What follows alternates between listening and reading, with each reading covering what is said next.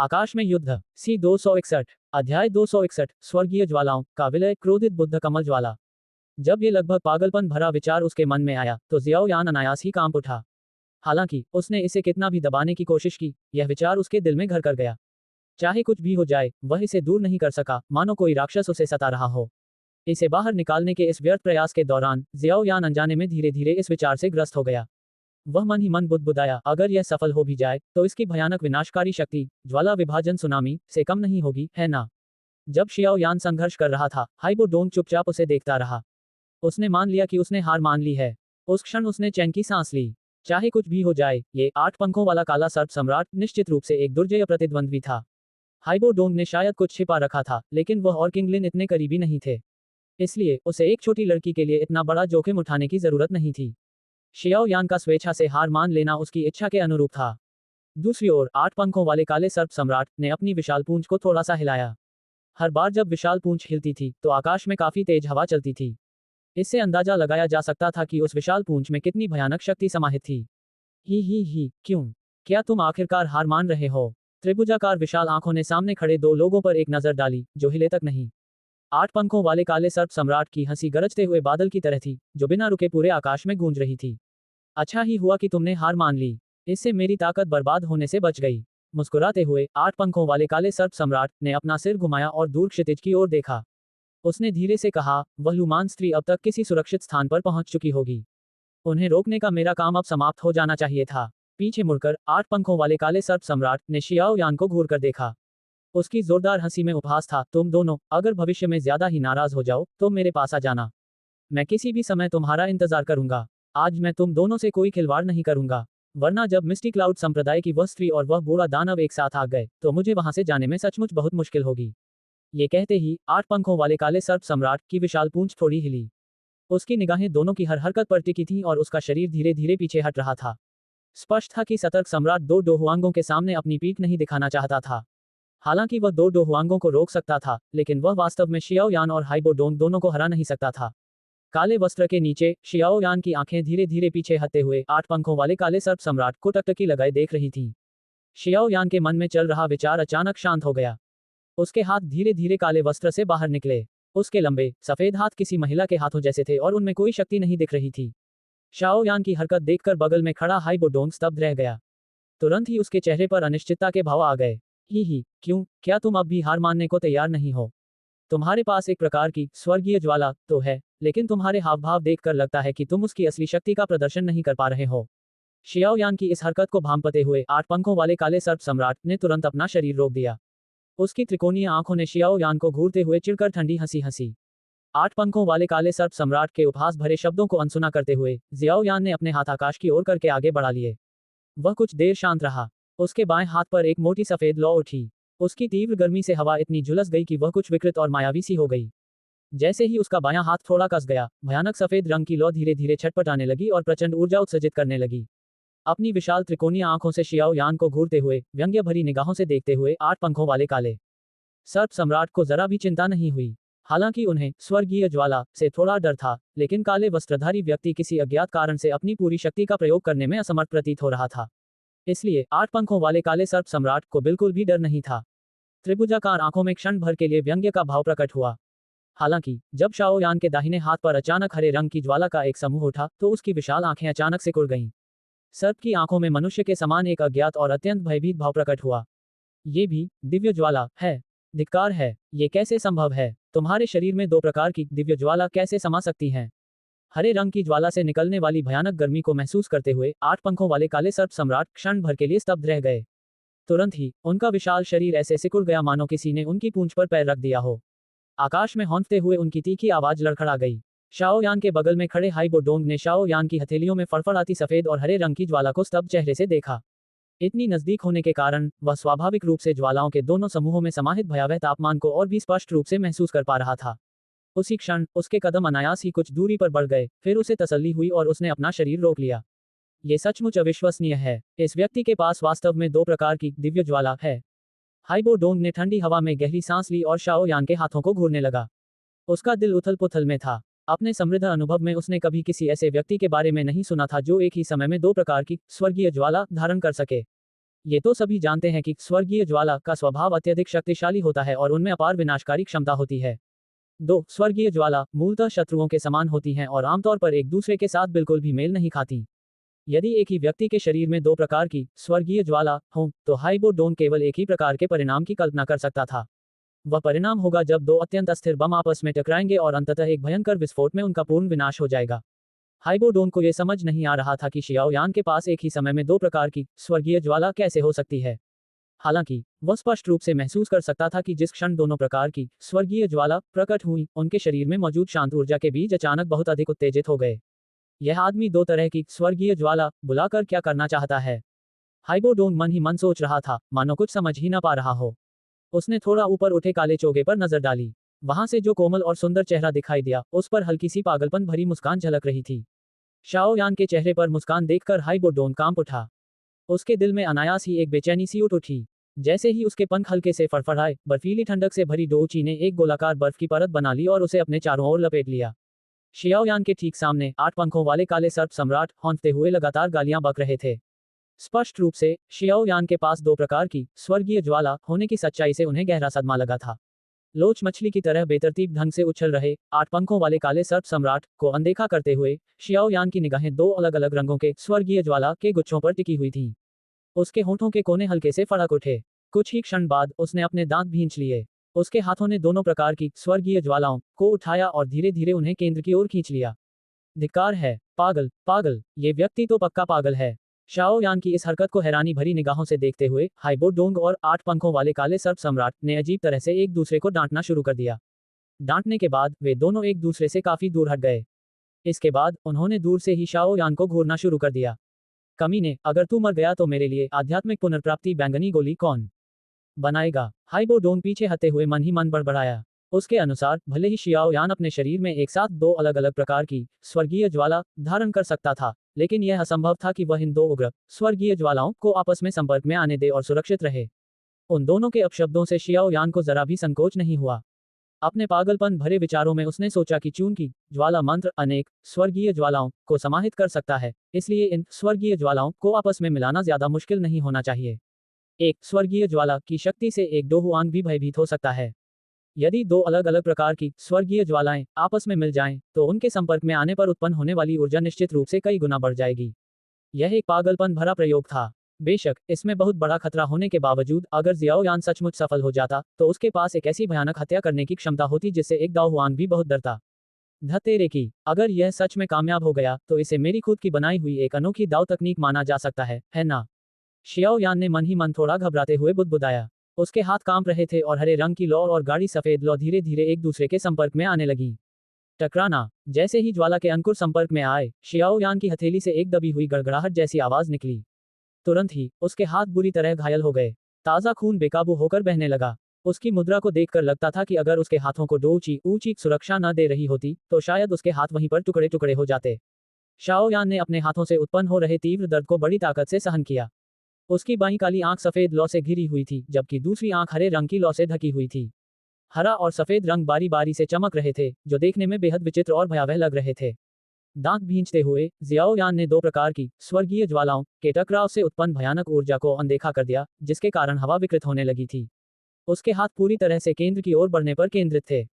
दोनों हथेलियों के बीच की दूरी मात्र आधा सेंटीमीटर थी। हालांकि इस आधे सेंटीमीटर की दूरी के कारण जियाओ यान को अपनी धीमी गति को बनाए रखने के लिए अपने शरीर की कोशिकाओं में मौजूद ऊर्जा के हर एक अंश का उपयोग करना पड़ा। 8 पंखों वाले काले सर्प सम्राट ने पागलों जैसी शाओ यान को घूर कर देखा। हालांकि वह जानता था कि ऐसी स्थिति में उसका वहां रहना उचित नहीं था, फिर भी शाओ यान के पास एक साथ दो प्रकार की स्वर्गीय ज्वालाएं होने से उसकी ईर्ष्या उसे वहीं रुकने के लिए विवश कर रही थी। वह स्वयं देखना चाहता था कि यह अहंकारी व्यक्ति किस प्रकार अपने आप को इतना कष्ट देगा कि उसका कोई शव ही न बचे। इस दोची महाद्वीप में उसने कभी किसी ऐसे व्यक्ति के बारे में नहीं सुना था जो स्वर्गीय ज्वाला का इस प्रकार उपयोग कर सके। शाओ यान की हथेली से बार बार ताजा खून बह रहा था। हरे और सफेद रंग की ज्वाला धीरे धीरे सिकुड़ने लगी। हालांकि ये स्पष्ट था कि सिकुड़ने के साथ साथ शाओ यान दो स्वर्गीय ज्वालाओं के प्रतिबल को भी सहन कर रहा था। एक क्षण में शाओ यान के दिल से एक दबी हुई कराह निकली। उसके मुंह से खून का एक घूंट निकला और ज्वाला में जा गिरा। वह पल भर में जलकर राख हो गया। शाओ यान ने दांत भींचे और एक दूसरे से लिपटी हुई दो स्वर्गीय ज्वालाओं को हठपूर्वक घूरने लगा। वह अपने मन में भली भांति समझ गया था कि उसका ये कार्य निस्संदेह अत्यंत मूर्खतापूर्ण था। फिर भी एक क्षण विचार करने के बाद वह अपने ही अंदाज में आगे बढ़ता रहा। उसके हृदय में एक ऐसा जुनून सवार था जो केवल उसी का था। याओ लाओ के संपर्क में आने के बाद से शियाओ यान हमेशा किसी ऐसे प्रतिद्वंद्वी से सामना होने पर याओ लाओ की ताकत पर निर्भर रहता था जिसे वह हरा नहीं सकता था और अंत में मौत से बच निकलता था। शियाओ यान को ये बात अच्छी नहीं लगती थी। शायद याओ लाओ ने सीधे तौर पर कुछ नहीं कहा, लेकिन शियाओ यान को यह स्पष्ट रूप से महसूस होता था कि याओ लाओ भी उसे ये देखकर असहज महसूस करते थे कि जब भी उसका सामना किसी शक्तिशाली प्रतिद्वंद्वी से होता था तो याओ लाओ उसकी ताकत पर निर्भर होकर भागता या लड़ता था। शाओ यान एक दृढ़ निश्चयी व्यक्ति थी। कभी कभी उसकी ये दृढ़ता हद से ज्यादा हठधर्मिता भी कहलाती थी। फिलहाल शाओ यान, जो मानो एक गतिरोध में फंसी हुई थी, हद से ज्यादा हठधर्मिता में डूब चुकी थी। इस परिस्थिति में जियाओ यान वास्तव में यह कोशिश करना चाहता था कि क्या वह अपनी ताकत से कुछ ऐसी भयावह शक्ति उत्पन्न कर सकता है जिससे याओ लाओ भी चौंक जाए। शाओ यान के शरीर में ज्वाला मंत्र और हरे कमल की मूल ज्वाला के अलावा ऐसा कुछ भी नहीं था जिसमें ऐसी योग्यता या क्षमता हो। हर बार जब हरे और सफेद रंग की ज्वालाएं एक महत्वपूर्ण बिंदु तक संपर्क में आती तो वे आपस में मिलने से इनकार कर देती, चाहे शियाओ यान उन्हें कितना भी संकुचित कर दे। इसके बजाय शियाओ यान के हिंसक धक्कों के कारण, जो स्थिति को स्वीकार करने की उसकी अनिच्छा को दर्शाते थे, ज्वालाओं के दोनों समूहों के भीतर की ऊर्जा धीरे धीरे उग्र हो जाती। टकराना। एक और धीमी सी धमाके की आवाज सुनाई दी। शियाओ यान के अंगूठे और तर्जनी के बीच का हिस्सा उछलकर फट गया। उसने अपना सिर नीचे झुकाकर उस बिजली के गोले जैसी लौ को देखा जो बार बार हरे और सफेद रंग की रोशनी से जगमगा रही थी। शियाओ यान की आंखें थोड़ी सिकुड़ गईं। वह जानता था कि यह भयंकर ऊर्जा के विस्फोट से ठीक पहले का संकेत था। शाओ यान, जल्दी से इन्हें नष्ट करो। अगर तुम ऐसे ही करती रही तो विस्फोट हो जाएगा। शाओ यान के चारों ओर व्याप्त प्रचंड प्राकृतिक ऊर्जा को भांपते हुए हाइबो डोंग ने हड़बड़ी में पुकार लगाए। हा, अपनी क्षमताओं को जरूरत से ज्यादा आंकने वाला आदमी। हिंसक ऊर्जा के बीजों को भांपते हुए 8 पंखों वाले काले सर्प सम्राट ने बेहद घमंड भरे अंदाज में जोर से हंसा। शाओ यान ने हाइबो डोंग की राय नहीं सुनी। उसकी निगाहें हरे सफेद रंग की भयंकर ज्वालाओं के समूह पर टिकी हुई थीं। उसका सारा ध्यान उसी में केंद्रित था। एक पल में मानो आकाश और पृथ्वी अचानक शांत हो गए। हवा की आवाज भी गायब हो गई। इस क्षण शाओ यान की आंखों में अचानक उदासी छा गई। हालांकि उसकी उंगलियां इतनी फुर्तीली हो गई थीं कि मानो वह पत्तियों को पार करते हुए एक फूल तोड़ ले। उसकी 10 उंगलियां तेजी से ज्वाला के गुच्छे के चारों ओर घूमने लगीं। ज्वाला मंत्र से प्रवाहित होने वाली ऊर्जा की धाराएं उसमें प्रवाहित होने लगीं। पत्तियों को छोड़कर फूल चुनिए। चीनी मुहावरा। ज्वाला मंत्र से निकलने वाली दूची ऊर्जा के प्रवाह के बाद ज्वालाओं का उग्र समूह धीरे धीरे शांत हो गया। 2 रंगों की ज्वाला थोड़ी सी हिली। अंत में हाइबो डोंग और 8 पंखों वाले काले सर्प सम्राट दोनों की विस्मय भरी निगाहों के सामने ये धीरे धीरे शियाओ यान की हथेली के आकार के हरे सफेद कमल के आसन में विलीन हो गई। जैसे ही कमल आसन का निर्माण हुआ, शाओ यान का पूरा शरीर कांप उठा। उसने अपना सिर नीचे झुकाया और अपने हाथ में मौजूद हरे सफेद कमल आसन को घूरने लगा। धीमी आवाज में उसने बुदबुदाया, क्या मैं सफल हो गया? क्रोधित बुद्ध कमल ज्वाला। जैसे ही उसकी आवाज धीमी हुई, शियाओ यान का चेहरा एकदम पीला पड़ गया। उसके चेहरे से उदासी का भाव अचानक गायब हो गया। उसी क्षण उसने अपने हाथ में पकड़ी हुई हरे सफेद कमल की गद्दी को अचानक और आवेग में आकर सदमे में डूबे 8 पंखों वाले काले सर्प सम्राट की ओर फेंक दिया। हरे सफेद रंग का ज्वाला कमल आसन चुपचाप खाली हवा में उड़ता हुआ आगे बढ़ा। रास्ते भर हवा का कोई झोंका भी उस पर नहीं लगा। वह तैरता रहा। हालांकि इस तैरने की गति के कारण 8 पंखों वाले काले सर्प सम्राट के सभी शल्क उल्टे हो गए। हरे सफेद 2 रंगों वाला कमल आसन तेजी से 8 पंखों वाले काले सर्प सम्राट की ओर बढ़ा। हालांकि जब वह उससे लगभग 20 मीटर की दूरी पर पहुंचने वाला था, तभी शांत कमल आसन अचानक उग्र हो उठा। कमल आसन की गति धीमी हुई और वह सिकुड़ गया। तुरंत बाद वह फूल गया और इसके तुरंत बाद एक अनियंत्रित, दुनिया को हिला देने वाला विस्फोट खाली हवा में गूंज उठा। टकराना। जिस स्थान पर ऊर्जा का समूह था, वहां से विनाशकारी ऊर्जा का प्रसार हुआ। उसी क्षण खाली हवा में लहरें उठने लगीं। ये लहरें फैलती हुई पास ही बादलों में स्थित एक विशाल पर्वत शिखर से गुजर गईं। पर्वत शिखर अचानक टूट गया और मुख्य पर्वत से अलग हुआ उसका हिस्सा दर्पण की तरह चिकना था। यान शहर से लगभग 500 किलोमीटर दूर विपरीत दिशा में आकाश में 2 चमकती आकृतियां अचानक रुक गईं। उन्होंने अचानक अपना सिर उठाया और उस जगह को देखा जहां उनकी दृष्टि नहीं पहुंच पा रही थी। एक बूढ़ा चेहरा जो पेड़ की छाल जैसा था और एक सुंदर, शालीन और आकर्षक चेहरा, दोनों ही सदमे और अविश्वास से भरे हुए थे। संपर्क सेवा की शर्तें आकाश में युद्ध।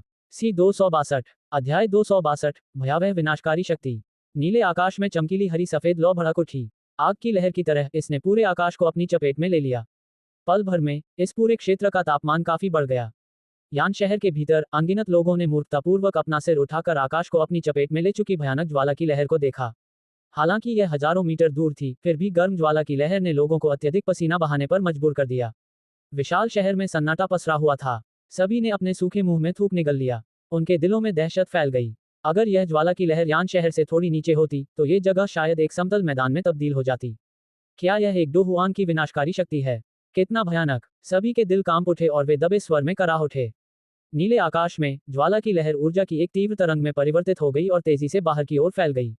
केंद्र में हुए विस्फोट के कारण एक निश्चित सीमा के भीतर मौजूद सभी जीवित प्राणियों को विनाशकारी आघात लगा। हरी सफेद ज्वाला की लहरें धीरे धीरे कुछ 100 मीटर के दायरे में फैलती गईं और फिर धीरे धीरे गायब होने लगीं। आकाश में 2 मनुष्य और एक जानवर दयनीय स्थिति में पहुंच गए थे। विशालकाय शरीर वाले 8 पंखों वाले काले सर्प सम्राट को लगा प्रहार निस्संदेह तीनों में सबसे भीषण था, क्योंकि उसका आकार बड़ा था और वह विस्फोट स्थल के सबसे करीब स्थित था।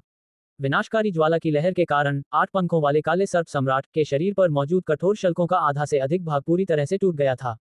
उसके काले शरीर से चमकीला लाल रक्त लगातार रिसता और टपकता रहा, मानो बारिश हो रही हो। टूटी हुई खाल के नीचे कुछ भयानक घाव दिखाई दे रहे थे जो नंगी आंखों से भी नजर आ रहे थे और बाहर की ओर फैले हुए थे और लगभग उसकी पूरी पीठ को ढके हुए थे। एक नजर में घनी सफेद हड्डियां धुंधली सी दिखाई दे रही थीं। उसके 8 पंखों में से 3 भयंकर विस्फोट में नष्ट हो गए थे और एक पंख का आधा हिस्सा ही बचा था, जिससे ताजा खून बह रहा था। उसकी विशाल त्रिकोणीय आंखों में अब उपहास नहीं दिखाई देता था। उसकी जगह घोर भयावहता छा गई थी। उसके दयनीय और भयावह चेहरे पर अब जरा भी गर्व या अहंकार नहीं था।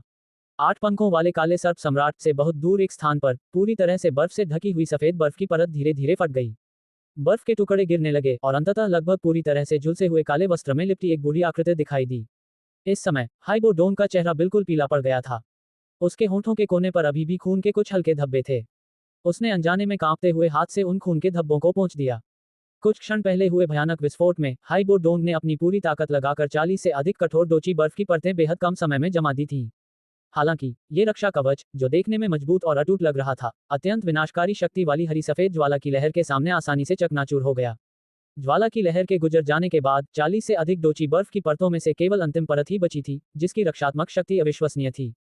यह पागल, इसने इतनी लापरवाही करने की हिम्मत कैसे की? अपनी रक्षा पूरी तरह से विफल होने पर अपने भयानक अंजाम के बारे में सोचते हुए हाइबोडोन का चेहरा पीला पड़ गया। उसके होंठ कांपने लगे और कर्कश आवाज में उसने फटकार लगाए। हालांकि वह अपने मुंह से अपशब्द बोल रहा था, लेकिन हाइबोडोन को भी इस बात का एहसास नहीं था कि उसके दिल में 20 साल से भी कम उम्र के इस युवक के लिए कहीं न कहीं डर पैदा हो गया था। डांट फटकार के एक दौर के बाद हाइबोडोन की निगाह हवा में घूमती हुई अंततः शियाओ यान के शरीर पर आकर रुक गई, जो हवा में लटका हुआ था और किसी को नहीं पता था कि वह जीवित है या मृत। फिलहाल शियाओ यान के शरीर पर मौजूद काले वस्त्र का आधे से ज्यादा हिस्सा नष्ट हो चुका था। युनजी द्वारा उसे दी गई समुद्र की कोर जैकेट भी उसी क्षण फट गई थी। हल्के नीले रंग की एक बड़ी मजबूत जैकेट धीरे धीरे नीचे उतरी, जिसके नीचे शियाओ यान का शरीर दिखाई दिया, जो झुलसकर लगभग लाल हो गया था। अपनी पीठ पर लगे पंखों को धीरे से फड़फड़ाते हुए हाइबोडोन झट से शियाओ यान के बगल में आ गया। उसने शियाओ यान की बेहोशी भरी दयनीय हालत देखी और तुरंत उसकी हल्के नीले रंग की भीतरी बनियान पर नजर डाली। उसकी आंखों में हैरानी झलक रही थी। इस बनियान की रक्षात्मक शक्ति देखकर वह थोड़ा अचंभित रह गया। स्पष्ट रूप से, अगर जियाओ यान के पास यह आंतरिक जैकेट का संरक्षण नहीं होता, तो वह कुछ क्षण पहले हुए भयानक विस्फोट में मौके पर ही मारा जा सकता था। यह पागल, तुमने 2 स्वर्गीय ज्वालाओं को आपस में मिलाने की हिम्मत कैसे की? अब तो बस अच्छी हालत है। तुमने जो बनाया है वो तुम्हें अपना मालिक भी नहीं मानेगा। उफ, अगर तुम अपने ही हाथों मर जाओ तो ये एक बड़ी दिलचस्प कहानी होगी। अनिश्चित हालत में पड़े शाओ यान को देखते हुए हाइबोडोन कड़वी हंसी हंसा और सिर हिलाया। उसने शाओ यान का हाथ पकड़ा और उसे हल्के से टटोला। उसने सिर हिलाकर आह भरी। इतनी भयानक तबाही मचाने की कीमत चुकानी ही पड़ती है। शाओ यान का शरीर लगभग पूरी तरह टूट चुका था। हाइबोडोंग ने पहली बार इस मजबूत कोमल प्राणी को इतनी कमजोर हालत में देखा था। मेरी आध्यात्मिक पुनर्प्राप्ति की बैंगनी गोली के लिए तुम इस तरह लापरवाही से नहीं मर सकते। शियाओ यान को सहारा देते हुए हाइबोडोंग ने धीरे से कहा। धिक्कार है, तुम मरने के लायक हो। पागल कहीं के, मुझे तुम्हारे जैसे पागलों से लड़ना सबसे ज्यादा नापसंद है। कमीनों का झुंड, बदमाश। दूर कहीं 8 पंखों वाले काले सर्प सम्राट को आखिरकार होश आ गया था। उसने अपने शरीर की गंभीर चोट को भांपते हुए खुद को कोसा। उसका विशाल शरीर कांप रहा था। 8 पंखों वाले काले सर्प सम्राट को अपने दिल में साफ पता था कि अगर शियाओ यान ने पहली बार उस अजीब हरे सफेद लौ वाले कमल का इस्तेमाल न किया होता, जिससे उसकी सटीकता और नियंत्रण में कमी आई थी, तो वह निश्चित रूप से गंभीर रूप से घायल हो जाता। अगर ऐसा होता तो उसकी ताकत में भारी गिरावट आती और सबसे बुरा, वह मौके पर ही मर जाता। गंभीर रूप से घायल होने के बावजूद भी कुछ ऊर्जा शेष रखने वाले 8 पंखों वाले काले सर्प सम्राट को देखकर हाइबोडोन का चेहरा उतर गया। उसने शाओ यान को सुरक्षात्मक रूप से अपने पीछे खड़ा कर दिया। उसके शरीर में बची हुई बर्फ से जुड़ी डोची धीरे धीरे प्रवाहित होने लगी, मानो वह किसी भी क्षण इस क्रोधित 8 पंखों वाले काले सर्प सम्राट से निपटने के लिए तैयार हो रहा हो। हालांकि जैसे ही हाइबोडोंग लड़ने की तैयारी कर रहा था, 8 पंखों वाले काले सर्प सम्राट ने अत्यंत क्रोध से शाप दिया और अपना शरीर सिकोड़ लिया। शाओ यान और हाइबोडोंग के पास आने की हिम्मत नहीं की। कुछ मिनटों तक इस तरह आमने सामने होने के बाद 8 पंखों वाले काले सर्प सम्राट के बचे हुए पंख अचानक फड़फड़ाए। तुरंत ही वह हाइबो डोंग की अचंभित निगाहों के सामने से मुड़कर भाग गया। धिक्कार है इस पागल पर। समझो मैं तुमसे डरता हूँ। भविष्य में यह पागल जहां भी होगा मैं वहां जाकर मौज मस्ती नहीं करूंगा। पागल, सचमुच पागल। इस बार तो मुझे बहुत बड़ा नुकसान हुआ है। अगर वह औरत लू मान इनाम नहीं बढ़ाती तो मैं उसका इलाका ही पलट दूंगा। 8 पंखों वाले काले सर्प सम्राट का विशाल शरीर क्षितिज की ओर मुड़ा और तेजी से उड़ गया। भय से भरी एक गाली गलौज की आवाज आकाश में गूंजती रही। हाइबो डोंग 8 पंखों वाले काले सर्प सम्राट को भागते हुए देखकर दंग रह गया। वह कुछ पल के लिए असमंजस में पड़ गया, फिर तुरंत अपना सिर हिलाया, ये तय नहीं कर पा रहा था कि हंसे या रोए। अगर वह इस अनोखे राक्षस से, जिसमें 6 सितारा डोहुआंग जितनी शक्ति थी, अपनी वर्तमान स्थिति में लड़ता तो शायद उसे कोई फायदा नहीं होता। इसके अलावा उसे बेहोश शियाओ यान की रक्षा भी करनी थी। इसलिए जब उसने देखा कि 8 पंखों वाले काले सर्प सम्राट ने पीछे हटने का फैसला किया है, तो हाइबो डोंग ने राहत की सांस ली। आह, आज की घटनाएं फैलने के बाद इस नन्हे मुन्ने की ख्याति शायद 2 ऊंची महाद्वीप में भी हो जाएगी। एक ही बार में तुमने उस 8 पंखों वाले काले सर्प सम्राट को डराकर भगा दिया, जिसकी क्रूरता जग जाहिर है। इसमें तो ऐसी हिम्मत है जो शाही खानदान के उस बूढ़े दानव में भी नहीं है। हाइबो डोंग ने अपना सिर घुमाया, बेहोश पड़े पीले चेहरे वाले शियाओ यान को देखा और ईर्ष्या से आह भरी। अरे वाह, कितनी भयानक स्वर्गीय ज्वाला, और कितना अजीब सा छोटा सा जीव है। पहले वाली विनाशकारी ऊर्जा के लिए एक बार फिर चीखने के बाद हाइबो डोंग ने अचानक अपनी भौहें कसकर भींच लीं। उसने अपना सिर उठाया और उसकी नजर पूरब और पश्चिम दोनों दिशाओं में घूमी। दोनों दिशाओं से 2 शक्तिशाली ऊर्जाएं तेजी से ऊपर से गुजर रही थीं।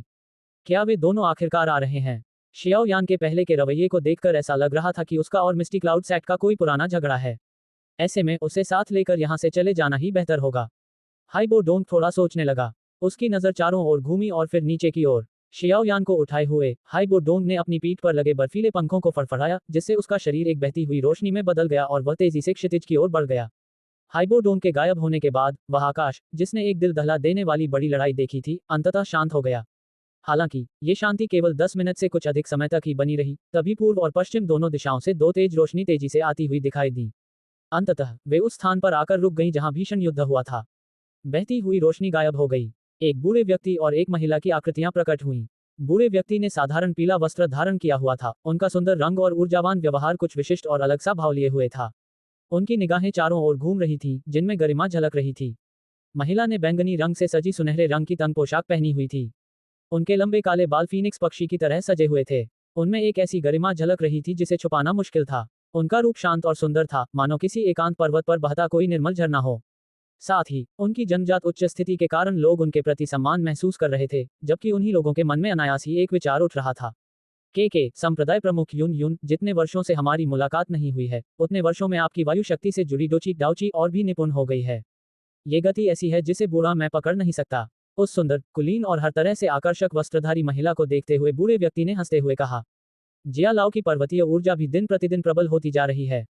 दूर से ही युन युन ने उस प्रबल ऊर्जा को महसूस कर लिया था। खूबसूरत वस्त्रधारी महिला हंस पड़ी। अरे, मैं थोड़ा बूढ़ा हो गया हूं और आप जैसे नौजवानों से मुकाबला नहीं कर सकता। जिया लाओ नाम से संबोधित उस बूढ़े व्यक्ति ने मुस्कुराते हुए हाथ हिलाया।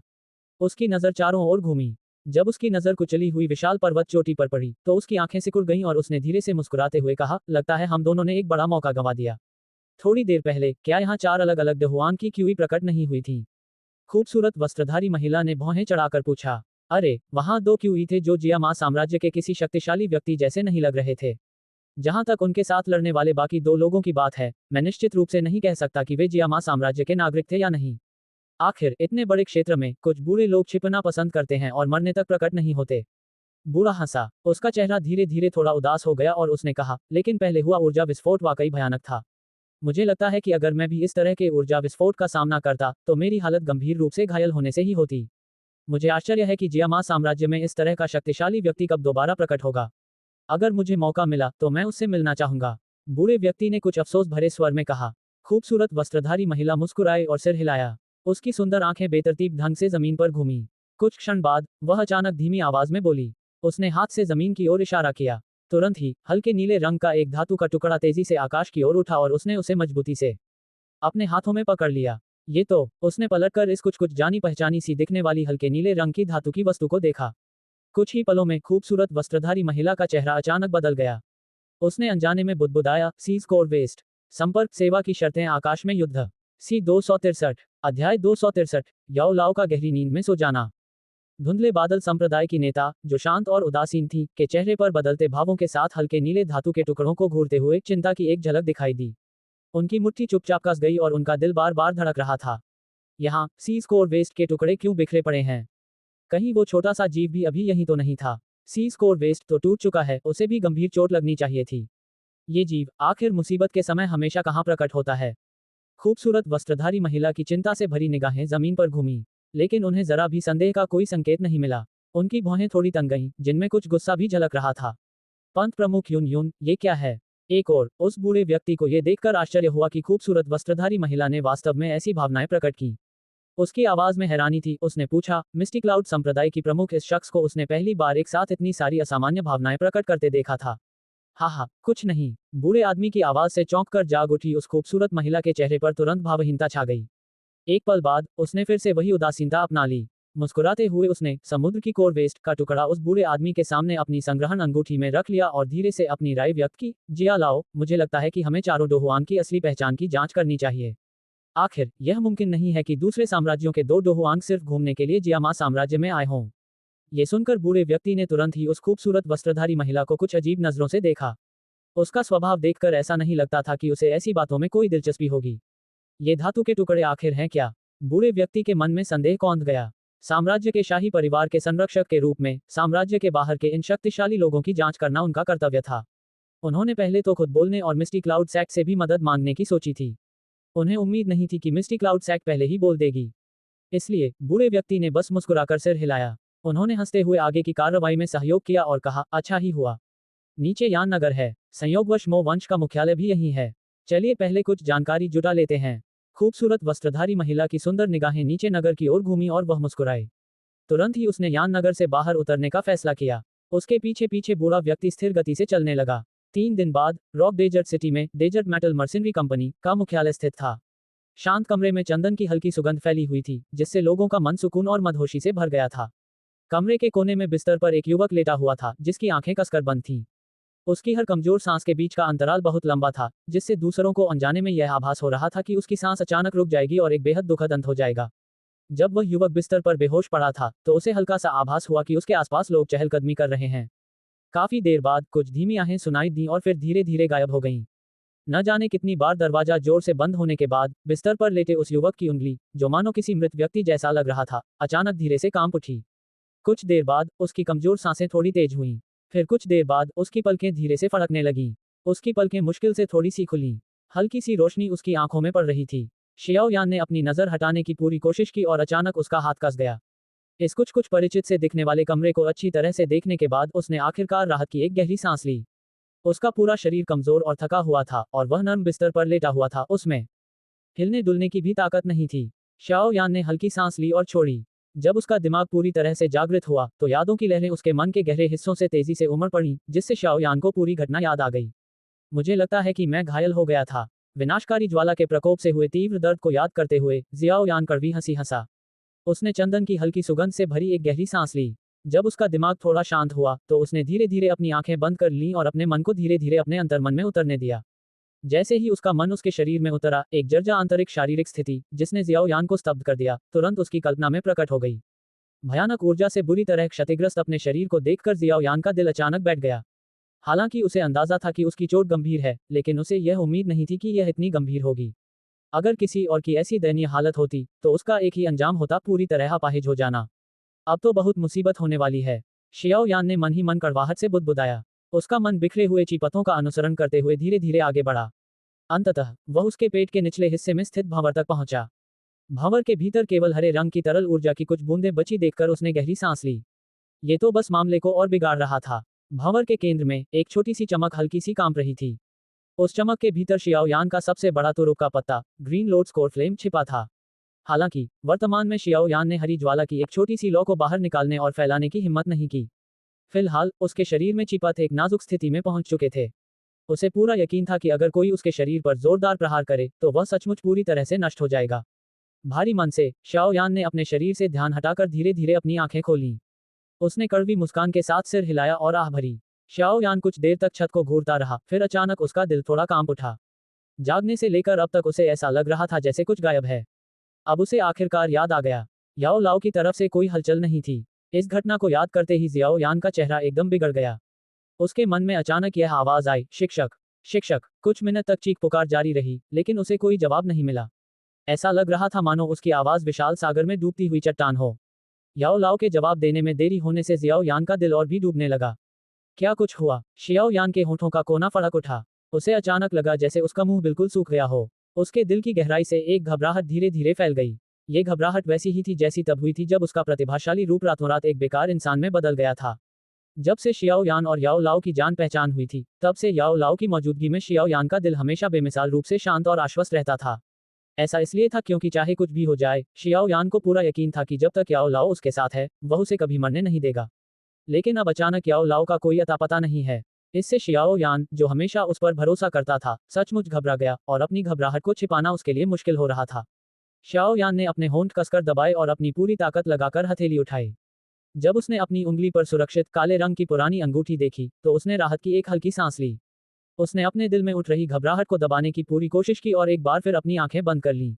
आध्यात्मिक शक्ति उसके शरीर के सामने एक धागे की तरह बंध गई।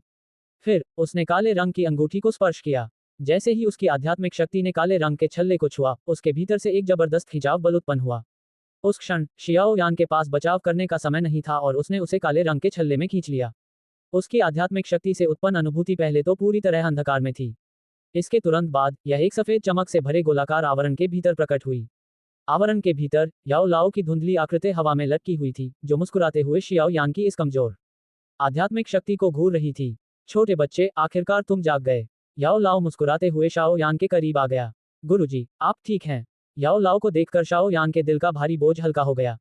हालांकि दिल थोड़ा हल्का हो गया था, पर शाओ यान इतना बोला नहीं था। पहले जब याओ लाओ उससे बात करते थे, तो वह सीधे अपने मन की बात कह सकता था। लेकिन अब उसे बात करने के लिए काले घेरे में प्रवेश करना पड़ता था। इससे वह समझ गया कि याओ लाओ की हालत ठीक नहीं है। मैं आपको कुछ अच्छी खबर और कुछ बुरी खबर बताऊंगा। याओ लाओ मुस्कुराए। उन्होंने अपनी हथेली से उस मायावी मानव आकृति को छुआ जिसे शाओ यान ने अपनी आध्यात्मिक शक्ति से बनाया था। प्रसन्नता भरी मुस्कान के साथ याओ लाओ ने कहा, अच्छी खबर यह है कि मैं आपकी बहुत प्रशंसा करता हूँ। आपने जो क्रोधित बुद्ध कमल ज्वाला बनाई है, उसकी विनाशकारी शक्ति ने मुझे भी चकित कर दिया है। भविष्य में यदि आप इसे पूरी तरह से बना पाते हैं, तो मुझे लगता है कि आपके समान स्तर का कोई प्रतिद्वंद्वी आपको हरा नहीं पाएगा। शाओ यान के चेहरे पर कोई खुशी नहीं थी। क्रोधित बुद्ध कमल ज्वाला में वास्तव में बहुत शक्ति थी, लेकिन इसका उपयोग करने की कीमत भी उतनी ही भयानक थी और इसे स्वीकार करना मुश्किल था। बुरी खबर की बात करें तो शायद आपने अपने उस आंतरिक शरीर को खोज लिया होगा जो पूरी तरह से क्षतिग्रस्त हो चुका है। याओ लाओ ने मुस्कुराते हुए पूछा। हाँ, मामला बहुत गंभीर है। जियाओ यान ने सिर हिलाया और आह भरी, असल में ये टूटने की कगार पर है। हाँ, चोट गंभीर हो सकती है, लेकिन अगर आप ठीक से आराम करेंगे तो धीरे धीरे ठीक हो जाएंगे। मैंने पहले ही एक रिकवरी प्रोग्राम तैयार कर लिया है। बाद में मैं आपको बता दूंगा। बस मेरी सलाह मानो, आप अपनी पूरी क्षमता से वापस आ जाओगे। याओ लाओ ने मुस्कुराते हुए कहा। शिक्षक जी, आपका क्या हाल है? संवेदनशील शियाओ यान ने याओ लाओ की थोड़ी बेसुरी आवाज सुनी और जल्दी से पूछा। मैं, शायद यही सबसे बुरी खबर है। हालांकि आपने एक ऐसा जबरदस्त भोज सफलतापूर्वक रचा है जिसे परिपूर्ण कहा जा सकता है, लेकिन इसने मेरी लगभग 70% आध्यात्मिक शक्ति को सोख लिया है। इसमें अंतिम अग्नि तरंग में आपकी रक्षा करने की जरूरत को भी जोड़ दें, तो मेरी आध्यात्मिक शक्ति लगभग पूरी तरह से समाप्त हो चुकी है। याओ लाओ ने कड़वी मुस्कान के साथ जवाब दिया। ये सुनकर जियाओ यान के चेहरे के भाव में जबरदस्त बदलाव आया। उसकी आध्यात्मिक शक्ति के संयोजन से बनी मायावी मानव आकृति अचानक हिलने लगी। चिंता मत करो, मेरी आध्यात्मिक शक्ति भले ही पूरी तरह से समाप्त हो गई हो, लेकिन इसका मतलब यह नहीं है कि वह वापस नहीं आ सकती। मुझे बस कुछ समय के लिए गहरी नींद में सो जाना है, जैसा मैंने पहले किया था। याओ लाओ ने होंठ कसकर दबाए हुए शाओ यान को प्यार से देखा और मुस्कुराते हुए कहा, भविष्य में कुछ समय के लिए हो सकता है कि गुरुजी तुम्हारी रक्षा न कर पाएं। तब तुम्हें हर चीज के लिए खुद पर निर्भर रहना होगा। शांतिपूर्वक मुस्कुरा रहे याओ लाओ को देखते ही शियाओ यान की आंखें अचानक और भी लाल हो गईं। उसने अपनी मुट्ठी कसकर पकड़ी और धीमी, कर्कश आवाज में कहा, माफ कीजिए, गुरुजी। शाओ यान को अच्छी तरह पता था कि अगर वह अपनी मनमानी करने और स्वर्गीय ज्वाला को अपने में विलीन करने पर इतना अड़ा न होता, तो याओ लाओ की आध्यात्मिक शक्ति निश्चित रूप से पूरी तरह से अवशोषित नहीं होती। उसे अपनी शक्ति पुनः प्राप्त करने के लिए अब नींद में जाने की भी आवश्यकता नहीं पड़ती। हाँ, तुम्हें पछतावा करने की जरूरत नहीं है। मैं बस कुछ समय के लिए सो रहा हूँ, पूरी तरह गायब नहीं हो रहा। तुमने जो क्रोधित बुद्ध कमल ज्वाला बनाई है, उससे मैं बहुत संतुष्ट हूँ। मेरा शिष्य सचमुच आम लोगों से अलग है। याओ लाओ ने शाओ यान के कंधे पर थपथपाया और हंस पड़ा। ठीक है, बची हुई आध्यात्मिक शक्ति लगभग पूरी तरह से समाप्त हो चुकी है। अब आपको चले जाना चाहिए। जहां तक किंगलिंग की बात है, आपको ज्यादा चिंता करने की जरूरत नहीं है। लूमान उसके साथ मोकुल की तरह व्यवहार नहीं करेगा। आप निश्चिंत रह सकते हैं। याओ लाओ का शरीर अचानक और भी धुंधला हो गया और उसने शियाओ यान को हाथ हिलाते हुए कहा, शिक्षक, ध्यान रखें। शियाओ यान के घुटने धीरे धीरे खाली जगह में धंस गए। उसकी आंखें लाल थीं और उसने अपना सिर याओ लाओ की ओर करके जोर से नीचे की ओर झुकाया। संक्षेप में, घुटने टेक कर और अपना सिर जमीन पर झुकाकर सम्मान व्यक्त करना सम्मान का सर्वोच्च रूप है। याओ लाओ ने शियाओ यान को देखकर प्रसन्नता व्यक्त की, जिसने इस घटनाक्रम का अनुभव किया था और अपने अतीत के कोमल युवा स्वरूप से पूरी तरह मुक्त हो गया था। उसने मुस्कुराते हुए सिर हिलाया। उसका मायावी शरीर धीरे धीरे प्रकाश के घेरे से गायब हो गया। मेरे नन्हे साथी, मुझे आशा है कि जब मैं जागूंगा तो मुझे एक ऐसा शिष्य मिलेगा जो पूरी तरह से सशक्त हो चुका होगा। मैंने अंगूठी में कुछ अत्यंत कठोर ज्वाला संग्रहित की है। संकट के समय तुम इसका उपयोग कर सकते हो। इसके अलावा, अब तक तुम्हें जानने के बाद से मैं तुमसे अत्यंत संतुष्ट हूँ। कुछ आशाओं से भरी हल्की हंसी प्रकाश के घेरे में धीरे धीरे गूंजी और काफी देर तक सुनाई देती रही। शाओ यान धीरे धीरे उठा। उसने खाली प्रकाश के घेरे को देखा और दुख से आह भरी। अब उसे इस पूरी दुनिया का सामना अकेले ही करना होगा। संपर्क सेवा की शर्तें आकाश में युद्ध। सी 264 अध्याय 264 स्वयं पर निर्भर रहना। साफ सुथरे कमरे में बिस्तर पर लेटे युवक ने धीरे धीरे अपनी आंखें खोलीं। उसके चेहरे पर कड़वाहट और उदासी झलक रही थी। काफी देर बाद उसने एक गहरी आह भरी। जब शाओ यान स्तब्ध होकर छत को घूर रहा था, तभी अचानक उसके दिमाग में ढेर सारी जानकारी उमड़ पड़ी। हालांकि उसे इससे कोई घबराहट नहीं हुई। बिस्तर पर लेटे हुए शाओ यान ने उस जानकारी को अपने मन में आने दिया। काफी देर बाद उसने याओ लाओ द्वारा सोने से पहले उसके लिए तैयार की गई मदद की आखिरी छुट्टी पढ़नी शुरू की। शाओ यान ने धीरे धीरे उपचार कार्यक्रम को विस्तार से पढ़ना समाप्त किया। जानकारी के अंत में आध्यात्मिक पुनर्प्राप्ति बैंगनी गोली नामक 5वें स्तर की औषधीय गोली का एक औषधीय सूत्र था। स्पष्ट रूप से, याओ लाओ को चिंता थी कि एक बार हाइबोडोन के सो जाने के बाद शाओ यान अपनी शक्ति से उसे वश में नहीं कर पाएगा। इसलिए उसने विशेष रूप से औषधीय सूत्र को स्थानांतरित कर दिया था, ताकि शाओ यान एक वर्ष के भीतर आवश्यक औषधीय सामग्री की खोज करके हाइबोडोन को आश्वस्त कर सके। गुरुजी, निश्चिंत रहिए, मैं आपकी आध्यात्मिक शक्ति को शीघ्र पुनः प्राप्त करने के उपाय अवश्य सोचूंगा। याओ लाओ के प्रयास और चिंता से भरे इस कथन को सुनकर शियाओ यान की नाक में दर्द होने लगा। उसने मुट्ठी कस ली और धीरे से ये शब्द बुदबुदाए। चंदन की सुगंध से भरी गहरी सांस लेते हुए शियाओ यान की भावनाएं धीरे धीरे शांत हो गईं। वह गहरी सोच में डूबा हुआ था और उसका सिर एक तरफ झुक गया। अब जब याओ लाओ गहरी नींद में सो गया था, तो शियाओ यान को हर चीज के लिए खुद पर ही निर्भर रहना होगा। याओ लाओ को अपने तुरुप के पत्ते के रूप में खो देने के साथ साथ शियाओ यान ने हाइबोडोन को दबाने की क्षमता भी खो दी थी। हालांकि हाइबोडोन के शरीर में याओ लाओ द्वारा छोड़ा गया गुप्त ज्वाला विष मौजूद था, लेकिन उसे केवल याओ लाओ ही सक्रिय कर सकता था। अब जब याओ लाओ गहरी नींद में सो गया था, तो वह पूरी तरह से बेकार हो गया था। जहां तक उस आध्यात्मिक पुनर्प्राप्ति बैंगनी गोली की बात है, वह 5वीं श्रेणी की औषधीय गोली थी। शियाओ यान की क्षमता उसे बनाने के लिए अपर्याप्त थी। इसलिए हाइबोडोन को काबू में रखने वाली यह आखिरी शर्त भी अपनी प्रभावशीलता खो चुकी थी। यदि हाइबोडोन को पता चल जाता कि उसने ये कुछ बंधन तोड़ दिए हैं, तो संभवतः 1 साल का समझौता जबरदस्ती रद्द कर दिया जाएगा। ये भी संभव था कि हाइबोडोन उससे नक्शे का टुकड़ा भी जबरदस्ती छीन ले। हालांकि उसका अनुमान थोड़ा मोटा मोटा था, लेकिन जियाओ यान को ये बात स्पष्ट थी कि उनका सहयोग हमेशा इस शर्त पर आधारित था कि दोनों पक्षों की ताकतें लगभग बराबर हों। चाहे कुछ भी हो जाए, याओ लाओ के संरक्षण में न होने पर जियाओ यान को सबसे खराब स्थिति के लिए योजना बनानी ही होगी। फिलहाल अपनी ताकत से शियाओ यान सिर्फ ग्रीन लोड स्कोर फ्लेम का ही इस्तेमाल कर सकता था। हालांकि याओ लाओ ने कहा था कि उसने शियाओ यान के लिए कुछ बोन चिलिंग फ्लेम भंडारित अंगूठी में रखी है, लेकिन शियाओ यान में 2 तरह की हेवनली फ्लेम की जरूरत वाली एंग्री बुद्धा लोड्स फ्लेम को एक बार इस्तेमाल करने के बाद दूसरी बार इस्तेमाल करने की हिम्मत नहीं थी। आखिर ये बहुत ही भयानक था।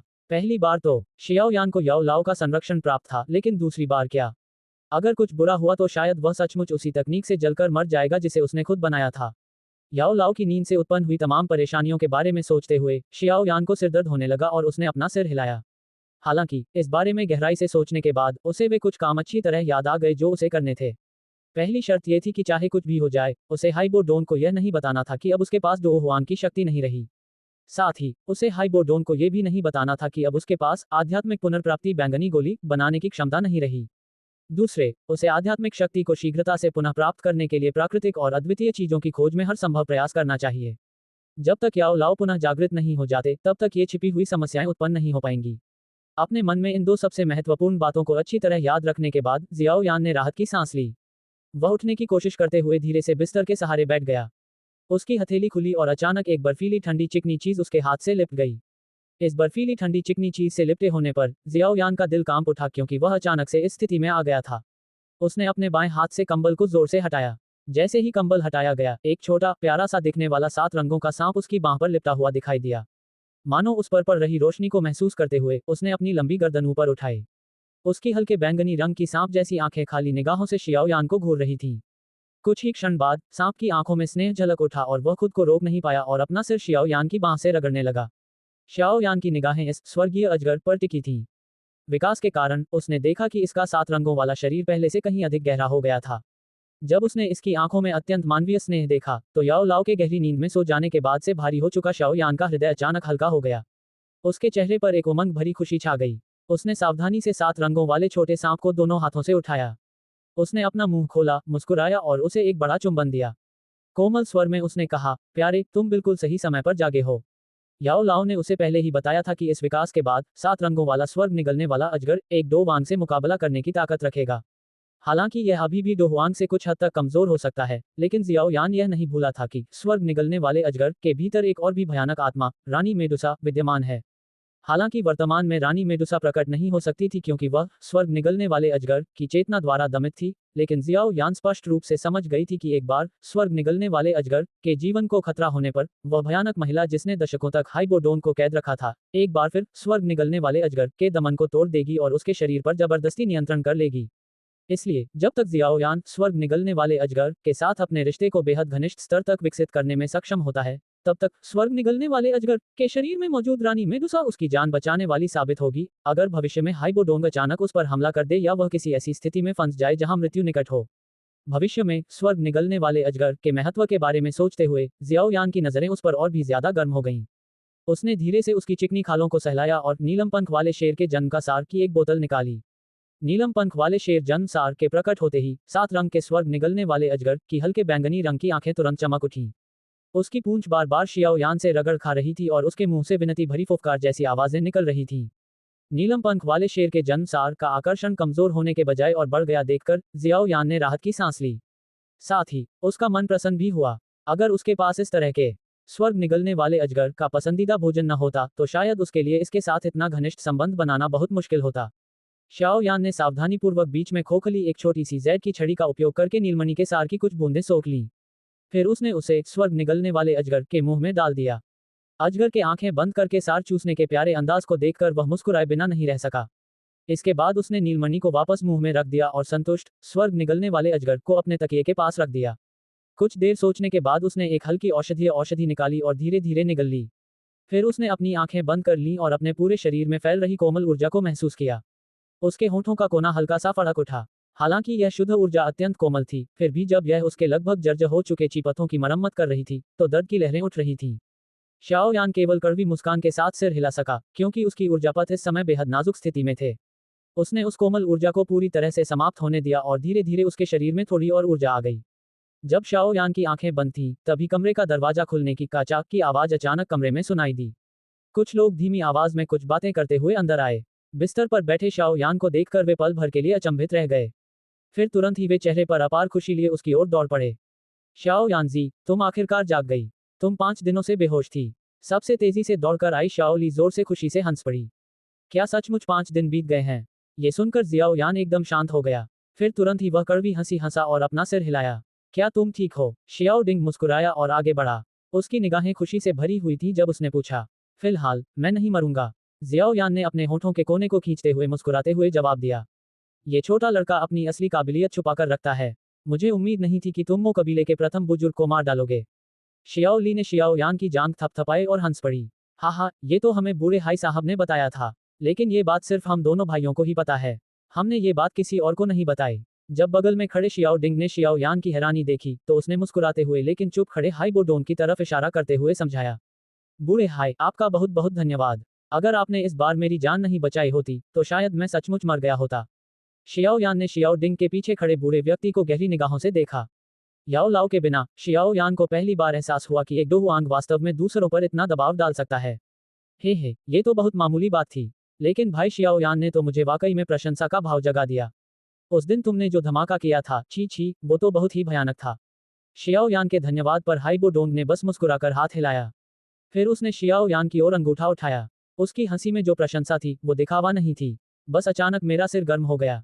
जियाओ यान ने कड़वाहट भरी मुस्कान के साथ सिर हिलाया।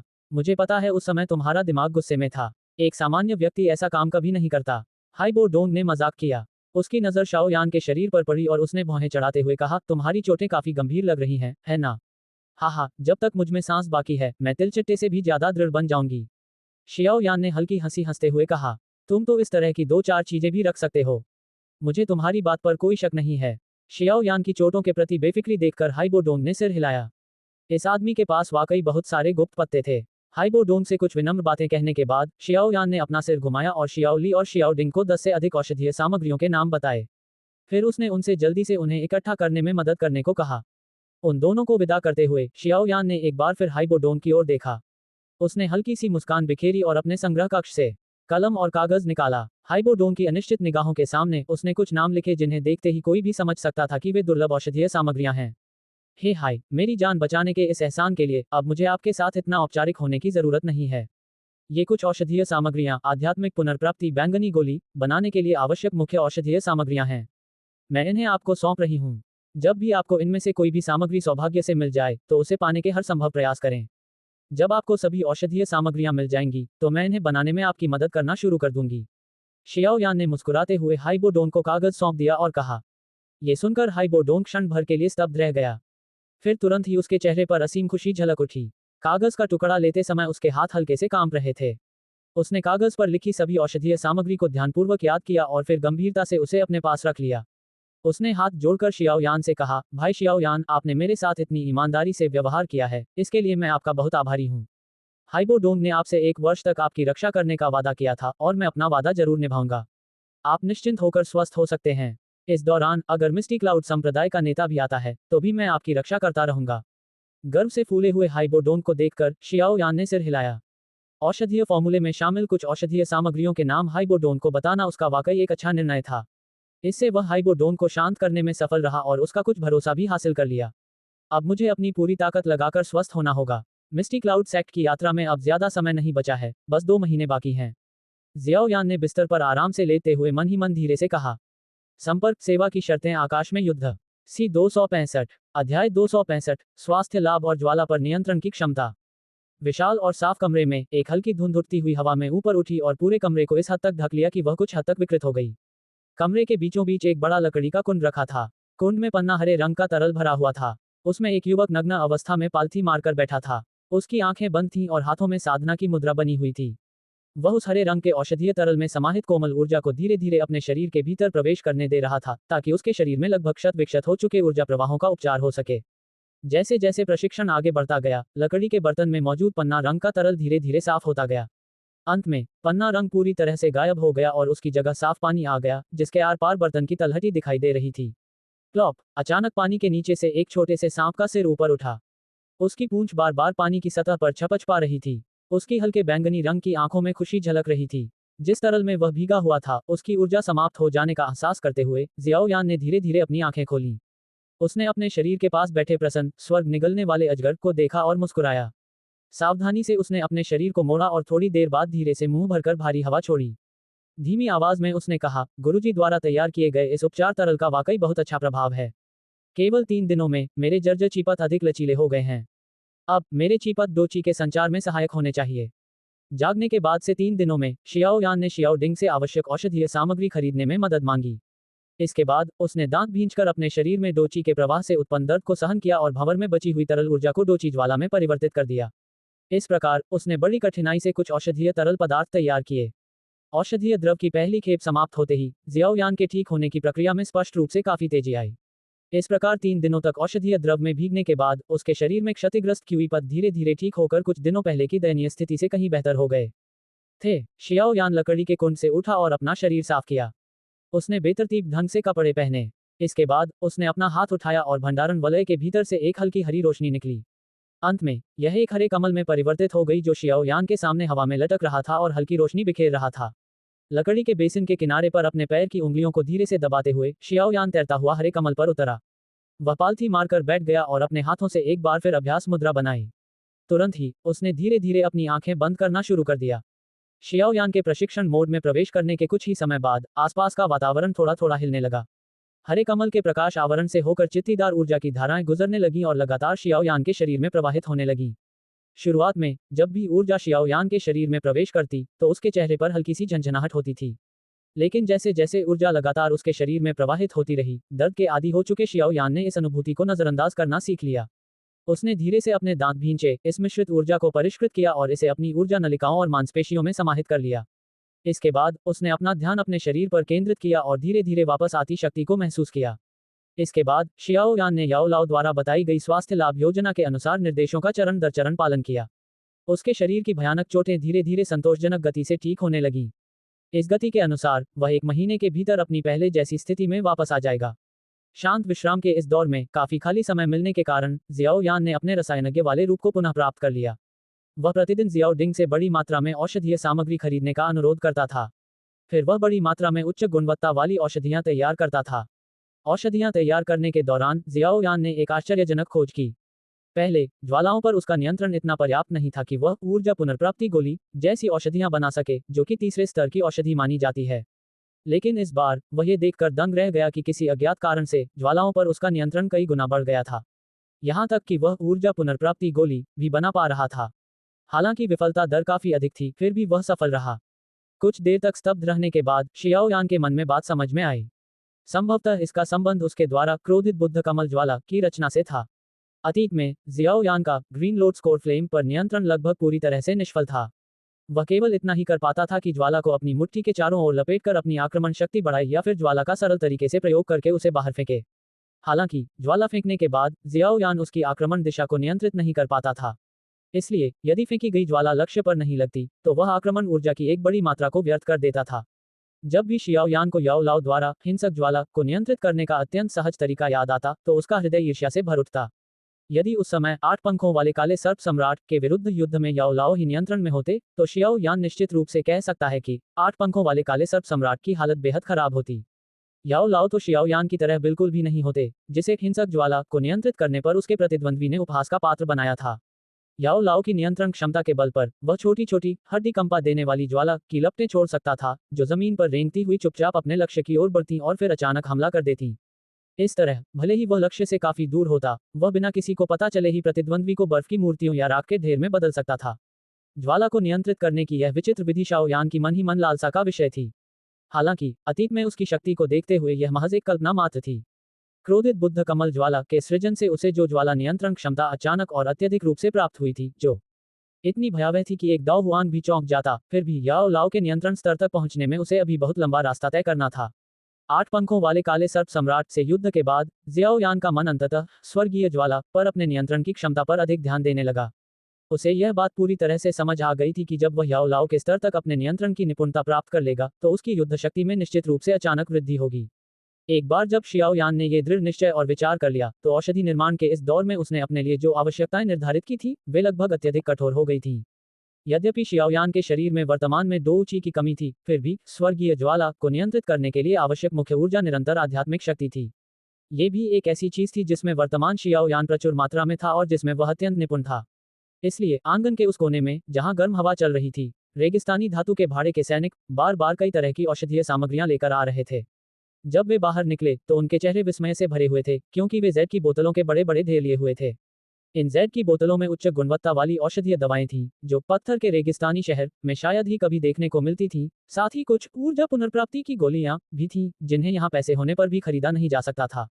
बाजारों में बेहद दुर्लभ ये औषधीय गोलियां आंगन में काले कपड़े पहने युवक के हाथों से फेंके गए कचरे की तरह लग रही थीं, जिन्हें बेतरतीब ढंग से एक कोने में ढेर कर रखा गया था। इस विशाल धन संपत्ति को देखकर हर कोई दंग रह गया। क्या यही किसी रसायनज्ञ की महानता थी? जैसे जैसे दिन बीतते गए, वैसे वैसे वे डेजर्ट मेटल भाड़े के सैनिक, जो आंगन से औषधीय सामग्री लाते और दवा की गोलियां लाते थे, धीरे धीरे सुन्न होते चले गए। आखिरकार जो कोई भी इतने लंबे समय तक ऐसे वातावरण में रहा हो, वह शुरू में जैसा व्यवहार कर रहा था, वैसा नहीं करेगा। दवा की बोतल के सामने खड़ा होकर बिना सोचे समझे उसे लंबे समय तक घूरता रहेगा। आंगन में लेटे हुए शाओ यान ने चुपचाप आराम करने का प्रयास छोड़ दिया। प्रतिदिन आराम करने के लिए आवश्यक कदम उठाने के बाद वह अपने औषधि पात्र के सामने बैठते और अपनी शक्ति का पूरा इस्तेमाल करते हुए बार बार स्वर्गीय ज्वाला पर नियंत्रण का अभ्यास करते, जब तक कि उनकी शक्ति जवाब न दे दे।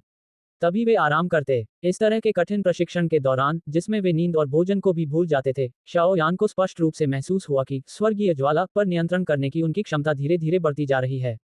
आंगन में शियाओ यान पत्थर की बेंच पर पालथी मारकर बैठा था। उसके सामने रखे गहरे लाल रंग के कड़ाहे में हल्की हरी लौ उग्र रूप से भड़क रही थी।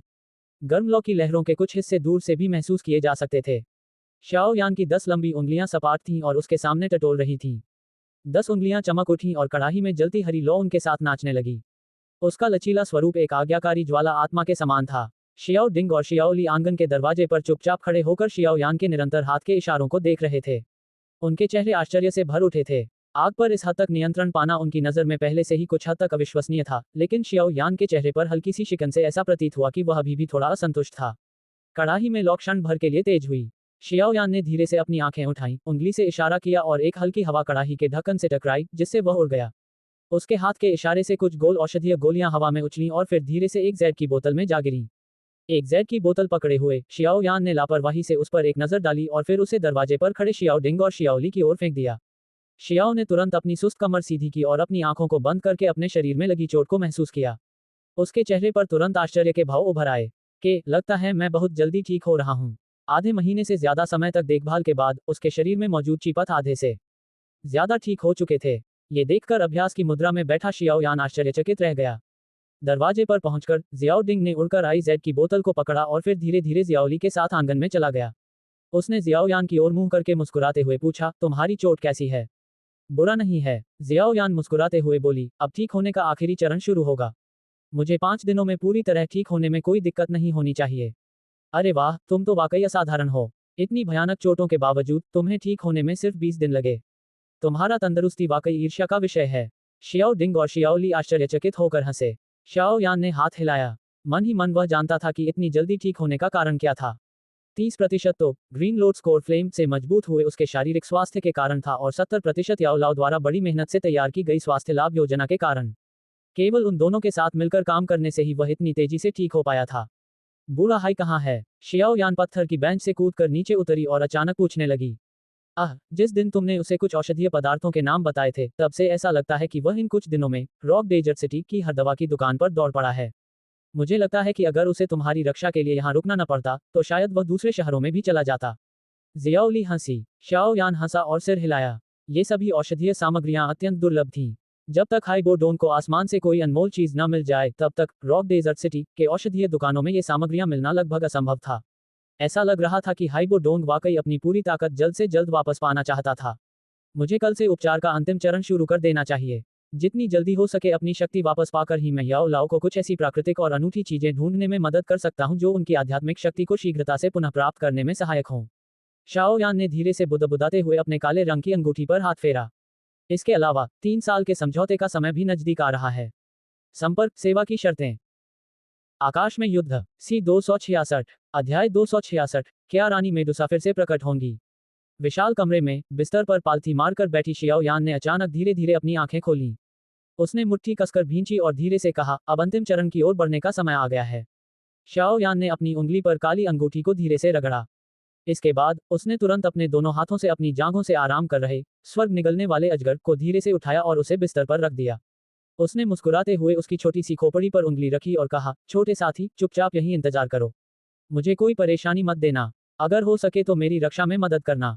किसी को भी मुझे परेशान मत करने देना, समझे? पहले विकास के बाद वर्तमान स्वर्ग निगलने वाले अजगर में निस्संदेह कुछ बुद्धि आ गई थी। इसलिए वह शाओ यान की कुछ बातें समझ सका। उसने तुरंत अपनी हल्के बैंगनी रंग की सांप जैसी आंखों को झपकाया और बार बार अपना छोटा सा सिर हिलाया। अपनी सांप जैसी जीभ बाहर निकालते हुए उसने एक हल्की फुफकार निकाली। शाओ यान मुस्कुराया और स्वर्ग निगलने वाले अजगर के बर्फीले ठंडे शरीर को सहलाया। फिर उसने अपना हाथ हिलाया और भंडारण वलय के भीतर से धीरे धीरे एक हरे रंग का कमल आसन प्रकट हुआ। अंत में वह हवा में लटक गया और हल्की हरी रोशनी उत्सर्जित करने लगा। शाओ यान ने अपना शरीर उठाया और बड़े आराम से कमल पर कूद पड़ा। वह पालथी मारकर बैठ गया, गहरी सांस ली और याओ लाओ द्वारा छोड़ी गई जानकारी को फिर से याद किया। उसकी उंगली ने धीरे से भंडारण वलय पर स्पर्श किया और उसकी हथेली पर घनी हरी रोशनी से ढकी एक वस्तु प्रकट हुई। ध्यान से देखने पर पता चला कि वह वास्तव में एक छोटा कमल का बीज था। मुझे आश्चर्य है कि क्या ये अग्नि कमल बीज, जिसे पूर्ण अग्नि आत्मा के नाम से जाना जाता है, उतना ही रहस्यमय है जितना गुरुजी ने बताया था। अपनी हथेली में मौजूद पन्ना कमल बीज को देखते हुए जियाओ यान ने कुछ संदेह के साथ फुसफुसाया। उसे अच्छी तरह याद था कि लावा के नीचे याओ लाओ ने इसका बहुत उच्च मूल्यांकन किया था। ये अग्नि कमल बीज एक अनूठा खजाना था जिसे शियाओ यान ने उस समय हरे कमल की मूल ज्वाला की खोज करते हुए पाया था। ये वास्तव में अप्रत्याशित था कि याओ लाओ द्वारा बताए गए अंतिम उपचार के लिए इसकी आवश्यकता थी। शाओ यान ने कोमल कमल के बीज को अपनी उंगलियों के बीच धीरे से पकड़ रखा था। शाओ यान के लिए ये कल्पना करना कठिन था कि यह छोटी सी, देखने में साधारण सी चीज वास्तव में बनने और आकार लेने में 100 साल का समय लेगी। आखिर इसके भीतर कितनी विशाल ऊर्जा छिपी होगी। आश्चर्य से सिर हिलाते हुए शियाओ यान ने तेजी से अपने हाथों से अभ्यास मुद्रा बनाई। उसने अपनी आंखें बंद कर लीं और कुछ ही क्षणों में धीरे धीरे प्रशिक्षण अवस्था में प्रवेश कर गया। उसका मन भी धीरे धीरे उसके शरीर में समाहित हो गया। जैसे ही वह प्रशिक्षण मोड में आया, शियाओ यान ने अपनी उंगली झटकाई। उसकी उंगली के सिरे पर स्थित अग्निकमल बीज सटीक रूप से उसके खुले हुए मुंह में जा लगा। जैसे ही अग्निकमल बीज उसके शरीर में प्रवेश किया, शियाओ यान का पीला चेहरा अचानक ज्वालामुखी की तरह लाल हो गया। उसके सिर के ऊपरी हिस्से से एक सफेद धुंध ऊपर की ओर उठने लगी, जिससे उसका रूप भयावह हो गया। इस समय जियाओ यान के पास अपनी बाहरी दिखावट के बारे में सोचने का समय नहीं था। जैसे ही अग्निकमल बीज उसके मुंह में प्रवेश किया, वह तेजी से एक गर्म ऊर्जा में बदल गया। इसके बाद वह उसके गले से नीचे की ओर बढ़ा और घमंडी अंदाज में जोर से नीचे की ओर धकेल दिया। अग्निकमल बीज से रूपांतरित गर्म ऊर्जा तेजी से शियाओ यान के चीपथों में प्रवाहित हुई। तुरंत ही शियाओ यान के वे चीपथ, जिन्हें स्वस्थ करने के लिए उसने आधे महीने से अधिक समय तक परिश्रम किया था, एक छोटे सांप की तरह तेजी से सिकुड़ गए, जैसे किसी ने उन्हें कुचल दिया हो। तीव्र दर्द के कारण शियाओ यान के कसकर भींचे हुए दांतों के बीच से ठंडी हवा के झोंके निकलने लगे। शियाओ यान ने अपने दांत भींच रखे थे। हरे कमल के आसन पर पालथी मारकर बैठा उसका शरीर बार बार कांप रहा था। इस तीव्र दर्द के कारण उसके शरीर के सारे रोम छिद्र सिकुड़ गए थे। जैसे ही जियाओ यान ने अपने दांत भींचकर दर्द सहन किया, उसके चीपथों से उत्पन्न होने वाला वह प्रारंभिक तीव्र दर्द कुछ क्षण तक बना रहा, फिर धीरे धीरे कम हो गया। इस समय ठंडे पसीने से तर माथे वाले शियाओ यान ने आखिरकार राहत की सांस ली। उसने अपने शरीर की स्थिति का अवलोकन करते हुए अपने मन को स्थिर करने का प्रयास जारी रखा। अग्निकमल बीज से उत्पन्न तीव्र ऊर्जा इतनी प्रबल थी कि वह भयावह प्रतीत होती थी। जहां कहीं भी यह ऊर्जा प्रवाहित होती, चीपथों पर बनी ऊपरी परत तीव्र तापमान से मानो जलकर राख हो जाती थी। ये परत शाओ यान की कड़ी मेहनत का फल थी, जो आधे महीने की अवधि में 100 से अधिक औषधीय तरल पदार्थों के सावधानीपूर्वक सेवन से बनी थी। हालांकि फिल्म को जलाकर राख कर दिया गया, लेकिन उसके बाद आई फायर लोड सीड की घटना ने शियाओ यान के चेहरे से कड़वाहट को गायब कर दिया। जहां जहां से गर्म ऊर्जा गुजरी, वहां अंगूठे से भी छोटे पन्ना जैसे हरे रंग के तरल की बूंदें पीछे छूट गईं। ये बूंदें चीपत की दीवारों से चिपक गईं और किसी जीवित प्राणी की तरह रेंगने लगीं। इसके बाद वे चीपत की दीवारों में इतनी तेजी से पिघलने लगी कि उन्हें नंगी आंखों से देखा जा सकता था। ऊर्जा से भरे पन्ना जैसे हरे तरल के मिल जाने के बाद चीपत की नंगी दीवारें, जो उच्च तापमान से जलकर पूरी तरह लाल हो गई थीं, तेजी से हल्के हरे रंग के एक अज्ञात तरल की परत में घुलने लगीं। ये तरल चीपत की दीवारों को ढक लेते हैं और क्षण भर में अग्निकमल बीज की ऊर्जा से तपने के बाद ये हरे रंग की एक परत में जम जाते हैं। ये सुरक्षात्मक परतें शाओ यान के ऊर्जा पथों की दीवारों को मजबूती से ढके हुए थीं। इनकी रक्षात्मक शक्ति पहले की शाओ यान की सुरक्षात्मक परत से कई गुना अधिक थी। हरे रंग की बाहरी परत के प्रकट होने के बाद शियाओ यान के चीपथों से निकलने वाला तीव्र दर्द अंततः पूरी तरह से गायब हो गया। स्पष्ट रूप से अग्निकमल बीज के सुदृढ़ीकरण के बाद शियाओ यान के चीपथों की कठोरता चोट लगने से पहले की तुलना में कहीं अधिक हो गई थी। अधिकांश महत्वपूर्ण चीपथों को हरे रंग की परत से पूरी तरह ढक देने के बाद अग्निकमल बीज द्वारा उत्सर्जित गर्म ऊर्जा भी कुछ हद तक कम हो गई थी। ऐसा प्रतीत होता था कि साधारण दिखने वाला पन्ना रंग का तरल पदार्थ वास्तव में अग्निकमल बीज का सार था। एक बार जब अग्निकमल बीज ने चीपथों को एक सुरक्षात्मक परत से ढक लिया, तो वह एक ऐसे जंगली बैल की तरह हो गया जिसकी आंखें ढकी हों और वह उत्पात मचा रहा हो। हालांकि जियाओ यान ने उसे नियंत्रित करने की पूरी कोशिश की, पर वह असहाय रहा। यह ऊर्जा बहुत विशाल थी। इसे खींचकर नियंत्रित करने की उसकी उम्मीदें निस्संदेह कुछ हद तक असंभव लग रही थीं। गर्म ऊर्जा शियाओ यान के चीपथों में निरंतर प्रवाहित होती रही। जैसे जैसे प्रवाह की तीव्रता बढ़ती गई, हल्के हरे रंग की गैस की धाराएं धीरे धीरे निकलने लगीं। कुछ नम गैस विचित्र रूप से त्वचा की बाहरी परत की बाधा को पार करते हुए भीतर के सबसे कमजोर चीपथों में प्रवेश कर गई। इसके बाद इसने धीरे धीरे चीपथों को हुए घावों की मरम्मत की। जैसे जैसे इन गैसीय पिंडों की संख्या बढ़ती गई, कुछ नम गैसीय पिंड तो क्यूई पथों से भी गुजर गए और बिना किसी गंतव्य के जियाओ यान के शरीर के भीतर बेतरतीब ढंग से तैरने लगे। ऐसा प्रतीत होता है कि चारों ओर तैरती गैसों को महसूस करना शियाओ यान के लिए एक महान औषधि थी। उसके शरीर के भीतर उसकी मांसपेशियां, कोशिकाएं, हड्डियां आदि सभी घायल अंग अचानक पुनर्जीवित हो उठे थे। वे हल्के से हिले डुले और लालच से नम गैस को निगल गए। इस समय जियाओ यान के शरीर का बाहरी और आंतरिक भाग एक अथाह गड्ढे की तरह था, क्योंकि यह लालच से हरे रंग के कोहरे को अवशोषित कर रहा था जो अग्निकमल बीज के भीतर से निकलने के अपने निरंतर प्रयास में लगा हुआ था। इस भयानक प्रक्रिया के बाद जियाओ यान स्पष्ट रूप से महसूस कर सकता था कि उसका शरीर एक भयावह गति से अपनी पूर्व की चरम अवस्था की ओर बढ़ रहा है। इस गति को देखते हुए चोट लगने से पहले वाली अवस्था में वापस आना अब बस कुछ ही समय की बात लग रही थी। चीपथों के भीतर गर्म ऊर्जा अनगिनत बार घूमी, इससे पहले कि जियाओ यान ने अपने मन से अग्निकमल बीज की ऊर्जा को नियंत्रित करने का प्रयास किया। 100 से अधिक असफल प्रयासों के बाद अंततः वह अग्निकमल बीज की ऊर्जा को ज्वाला मंत्र मार्ग में सफलतापूर्वक खींच लाने में कामयाब रहा। फ्लेम मंत्र ची विधि के मार्ग पर ऊर्जा का संचार होता था। हर बार जब यह विशाल गर्म ऊर्जा एक चक्र पूरा करती थी तो हरे रंग के कोहरे से भरा कुछ हिस्सा उस छत तक सिकुड़े हुए भंवर में डाल दिया जाता था। ऊर्जा की विशाल मात्रा ने निरंतर ची विधि के मार्ग का अनुसरण करते हुए संचार किया। ऊर्जा के एक के बाद एक प्रवाह से भंवर में हरे रंग की ऊर्जा की बूंदें फिर से बनने लगी। इसके बाद ये भंवर में टपकने लगी। पलक झपकते ही सिकुड़े हुए भंवर का आंतरिक भाग एक बार फिर ऊर्जा से भर गया। प्रशिक्षण में समय सीमा का कोई प्रावधान या प्रतिबंध नहीं था। जब शियाओ यान का मन अपने आंतरिक शरीर में मंथन कर रहा था तब उसे बाहरी दुनिया में बीते समय का पता नहीं था। वह केवल इतना जानता था कि उसके शरीर को लगी भीषण चोट अग्निकमल बीज द्वारा पूरी तरह से ठीक हो चुकी थी। हालांकि मरम्मत का काम पूरा हो चुका था, लेकिन जिस चीज ने जियाओ यान को थोड़ा हैरान कर दिया वह थी गर्म ऊर्जा जो अभी भी उसके चीपथों के भीतर बार बार घूम रही थी। इसकी काफी ऊर्जा खर्च हो गई होगी, लेकिन फायर लोड सीड की बची हुई ऊर्जा ने शियाओ यान को थोड़ा हैरान कर दिया। उसके अनुमान के अनुसार उसके लगभग जर्जर शरीर की मरम्मत में शायद इसकी एक तिहाई ऊर्जा ही खर्च हुई थी। वाकई भयानक। उसकी ची ऊर्जा की धाराओं के भीतर वह गर्म ऊर्जा अक्षय प्रतीत होती थी, क्योंकि वह बार बार हरी ऊर्जा के अंश छोड़ती थी और कोशिकाओं और मांसपेशियों को लालचपूर्वक इसे अवशोषित करने की अनुमति देती थी। हालांकि शियाओ यान का शरीर धीरे धीरे अपनी पूर्ववत चरम अवस्था में लौट रहा था, फिर भी उसकी मांसपेशियां, हड्डियां और कोशिकाएं रुक नहीं रही थीं। बल्कि शियाओ यान की स्तब्ध इंद्रियों में वे लगातार ऊर्जा को निहारती जा रही थीं।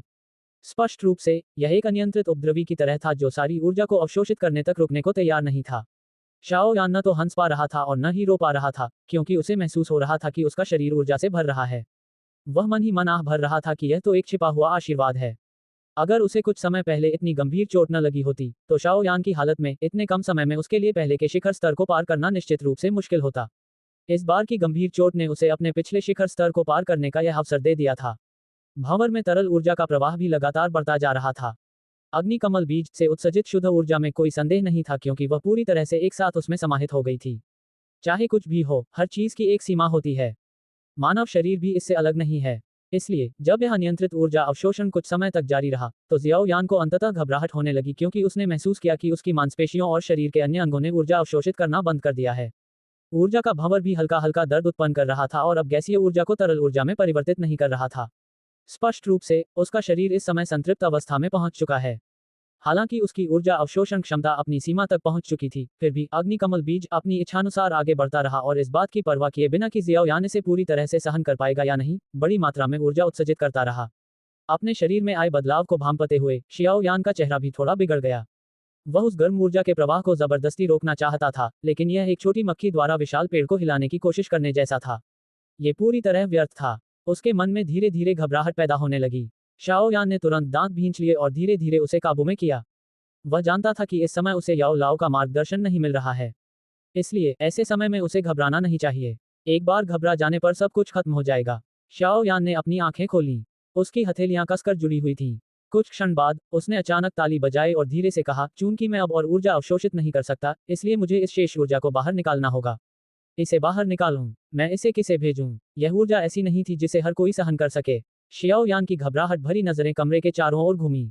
अचानक उसकी नजर बिस्तर पर लेटे उस स्वर्ग निगलने वाले अजगर पर पड़ी, जो अपनी बैंगनी रंग की सांप जैसी आंखों से उसे घूर रहा था। छोटे बच्चे, ये तुम ही होगे।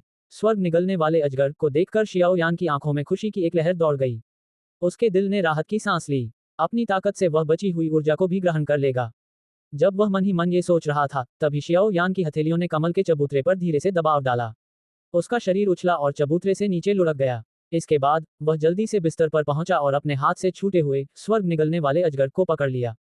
फिर उसने अपनी सारी मानसिक ऊर्जा का उपयोग करके अग्निकमल बीज की विशाल ऊर्जा को अपने हाथ पर मौजूद चीपथों की ओर खींच लिया। अग्निकमल बीज से ऊर्जा प्रवाहित होने के बाद जियाओ यान की बांह तेजी से हरी चमक से ढक गई। उसकी मध्यमा उंगली सीधी उठी हुई थी और उस प्रचंड अग्नि ऊर्जा के एक अंश ने उसकी उंगली को हरे जैद के समान बना दिया। अचानक शाओ यान द्वारा पकड़े जाने पर स्वर्ग निगलने वाला अजगर पहले तो अचंभित रह गया। जब उसने शाओ यान की उंगली में व्याप्त अत्यधिक शक्तिशाली ऊर्जा को देखा तो वह अचानक जोर से छटपटाने लगा। स्पष्टतः इतनी शक्तिशाली ऊर्जा के इतने निकट होने से वह थोड़ा असहज हो गया था। आज्ञाकारी रहो, संघर्ष मत करो, मैं तुम्हें नुकसान नहीं पहुंचाऊंगा, जियाओ यान ने स्वर्ग निगलने वाले अजगर पर धीरे से मुस्कुराते हुए कहा। फिर उसने जबरदस्ती उसका मुंह खोला और अपनी उंगली उसमें डाल दी। जैसे ही जियाओ यान ने अपनी उंगली स्वर्ग निगलने वाले अजगर के मुंह में डाली, वह अचानक छटपटाना बंद कर दिया। उसके शरीर से अचानक एक तीव्र प्रकाश निकला। इसके बाद अचंभित जियाओ यान ने सहज रूप से अपनी आंखें सिकोड़ लीं। चमक कौंधी और गायब हो गई। हालांकि चमक प्रकट होने के तुरंत बाद जियाओ यान के चेहरे में अचानक जबरदस्त बदलाव आया। ऐसा इसलिए हुआ क्योंकि वह स्पष्ट रूप से महसूस कर सकता था कि उसके हाथों में पकड़े हुए स्वर्ग निगलने वाले अजगर का शरीर अचानक बड़ा हो रहा था।